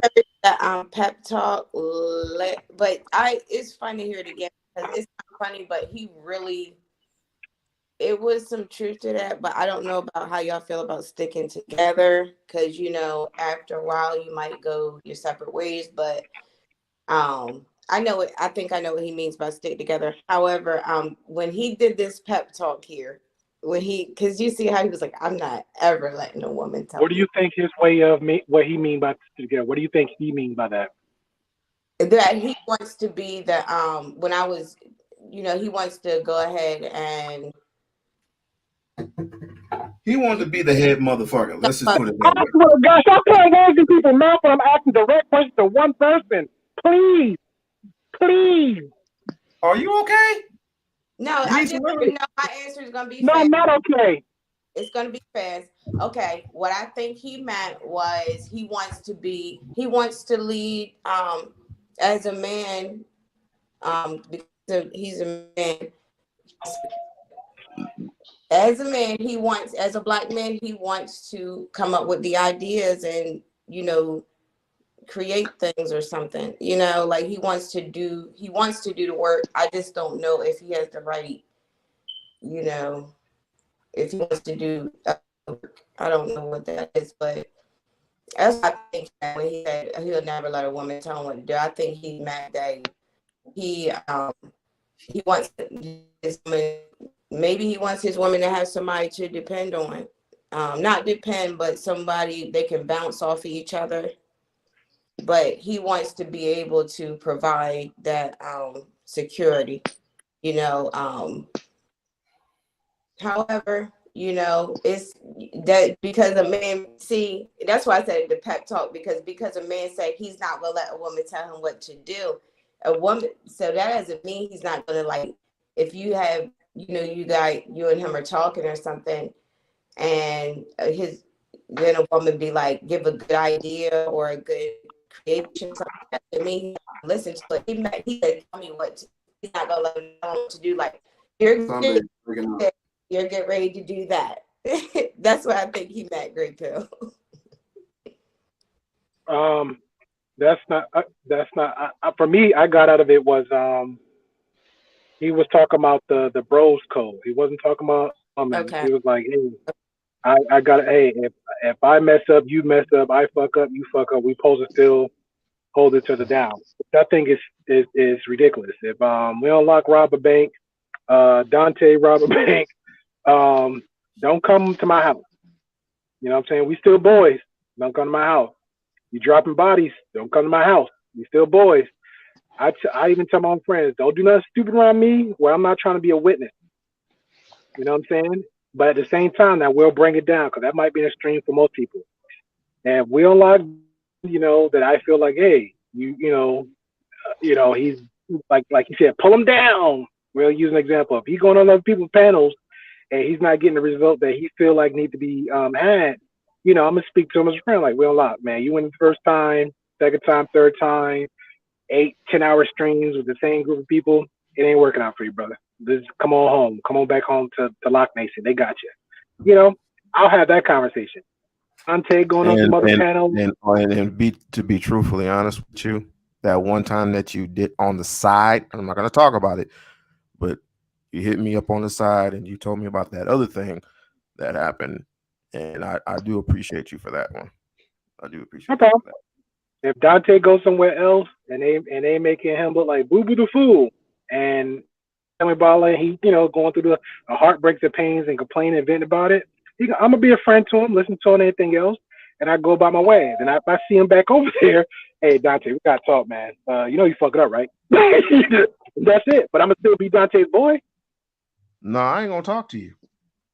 If I pulled you again, if I pulled you out, and if I showed you evidence of what it is that is going on in this particular space, and you decide to go back there and stay there. Go back there and stay. Is that I don't think any of the ladies actually, I know you have your show here, but I don't see any of the ladies I see here. I don't see them over there. So your mama is on there, but we all know who your mama is. It's Q. Q is Auntie Daniels' right hand man. Q always has been. Oh, cute lady, cute. Yeah, Island Girl. Hold on. Well, you have to make for Island Girl because she's cool. She's real cool. I don't know her but I've seen her with other ladies and stuff like that on other doing other stuff. Be on the same spaces. She literally be on the same spaces. She ain't moving no further and no deeper. Don't be trying to no problems. I don't think. Right. She ain't going no further. She gonna be on the main 3 spaces. She ain't going nowhere else. No, she was over there with now you have women's. Yeah, well, I'll let her tell you where she was at, but she's in different places. No, where you seen her at? I don't know if she wants me. Well, it's public, but okay. I mean, you're speaking on it, and I'm, and she can ask me. We were all over at Nyla's. We all be over there. I don't know. You have never seen her over at Nyla's. She's not been over. She's not been over at Nyla's. She doesn't even know Taz like that. So Courtney. She's been over Fight Club, Lil Peace, and Aaron O. and the Millionaires, whatever they call it, whatever you call it. The morning show. Which is also and been over the crib and been over his crib. Yes, which is the AKA Anton Network. Thank you. Okay. No. Oh, you mean when you say been over there? You mean like been over there? I thought you meant been like in the chat. Okay, my bad. You thought I meant that. My bad. Okay. I did make it clear that she didn't go no further and no deeper than Anton Network. Courtney was on there that night because Courtney was a speaker. Well, we're not worried about Courtney. I was over there, and they were everybody was cool. Everybody was doing their thing. I'm not worried about them being cool. Let's not say the word Courtney because I'm trying to let that cool down. Okay. What they don't do? Him and this other dude that will not be mentioned. I'm trying to let that cool off along with another girl. So excuse me. Yeah. Man, this shit is playing out the same way that it played out with feminism in real life. Mm-hmm. When y'all gonna stick together and y'all gonna stop letting these women divide us? They try to do. I'm saying, what could we do to prevent this? To prevent them first thing we need to do is we need to stop fucking with them. Stop supporting them. Stop going on they shit. Because let's be clear, half of these motherfuckers wouldn't even be known if it wasn't for me. Half of these women that's now empowered, you wouldn't even know who they were if it wasn't for me. We put them on. We put most of these women that's talking right now on, including her Well, we didn't put Yanni on, but she fucking came to the Lapeef Network too. Fantasy Island Girl was just on my show on Q, on Anton Daniels and the Lapeef Network just the other day, and this chick don't get up there talking that shit. Queen Sheba was up there on the Lapeef Network last Thursday. Come on, man. Queen Latifah got her own shit. What you know about? Wait, but before you came on, Anton, JP said they was right. So what was you saying before Anton came No, on? you want to no, Anton, let me say what I say. Don't let Q speak for me.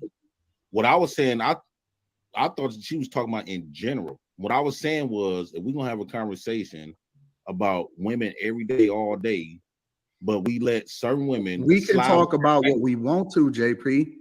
Exactly. We can talk about what, listen. Drop your balls, my dog. Exactly. And put your nuts on the table. Put your nuts on the table and stand for yours, bro. See what I mean? I ain't got to play the rest. See what I mean? But he didn't put his balls on the table when he was with Six the Goddess.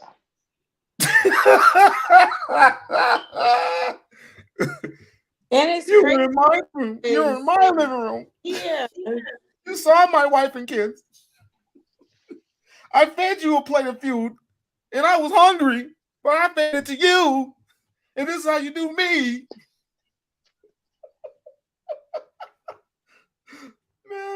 Man, you the biggest pussy I've ever seen. She even made, what was the girl that made fun? It was Kay that made fun of his height. Hey Dante, you know what's crazy? You know what's crazy though? When you said that, you saw everybody because I'm looking at everybody at that panel. Only person who had talking about balls on tables, the only person who spoke up was Day Prince. The whole time. The whole time.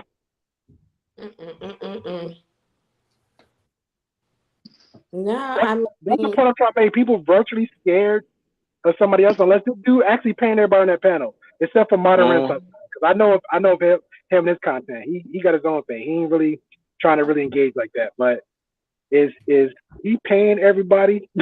And so can I get me a few duckies so I come up there and I zip my lip too?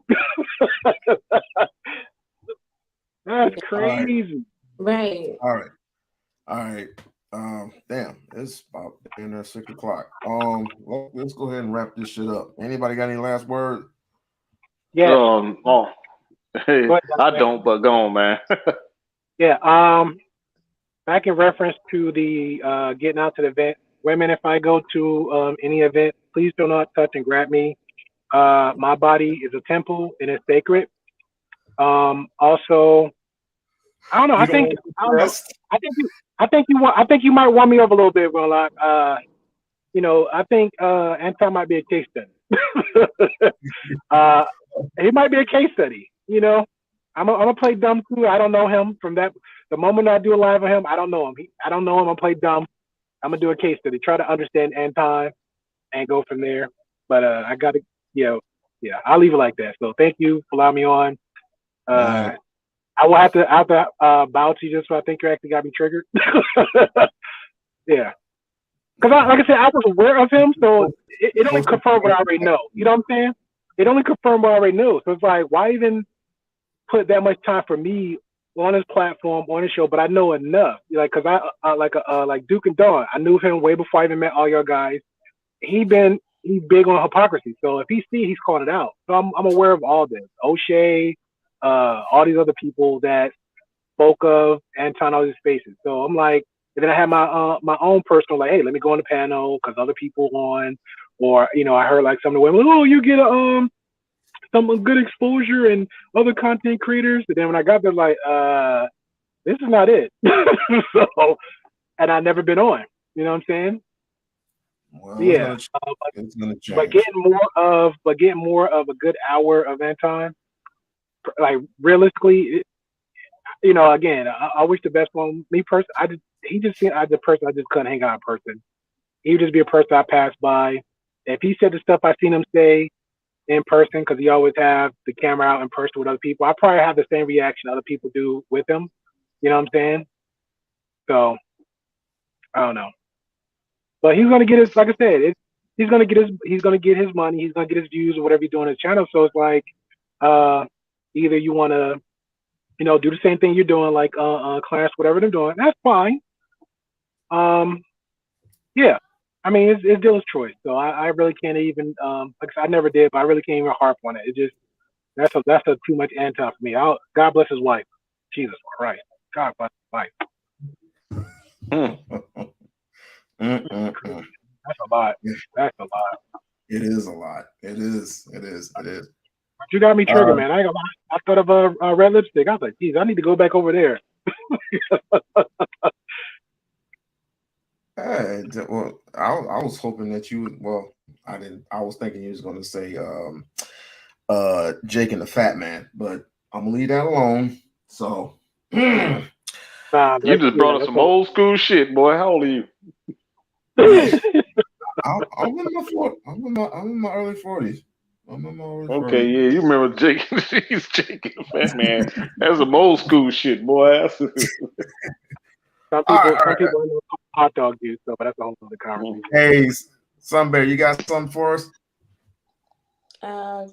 Thanks for having me up, and be on the lookout at my channel because I might be doing a reading of a book I had got this brother had wrote, and then I have a lot of other books too. But it's going to be a short reading, so don't worry about like. Oh, really nice. Cool. Well, you know my number. Okay, thank y'all. All right. Okay. Night. Well, have a good one. Well, with this, ladies and gentlemen, I'm going to close out by saying, if I didn't tell you so, I told you so. If not, then fuck it. You ain't not about to listen to me. But when he does it to you, he does it to you. And it's like, I told you so. He's did it to others. He's did it to a whole bunch of dudes, right? Called a dude a whole bunch of bitches and hoes just because they disagreed with him on something. Nobody can be logical. He's doing the exact same shit as he would that what Kevin Samuels was doing. Only he's doing it a whole hell of a lot worse. So it is what it is, though. Okay. With that being said, I just want to thank everybody as we're coming to the coming to Wheelock Nation and just going having a good time and chopping up the heads of all these coons and sambos. All right. Love you. Have a good day.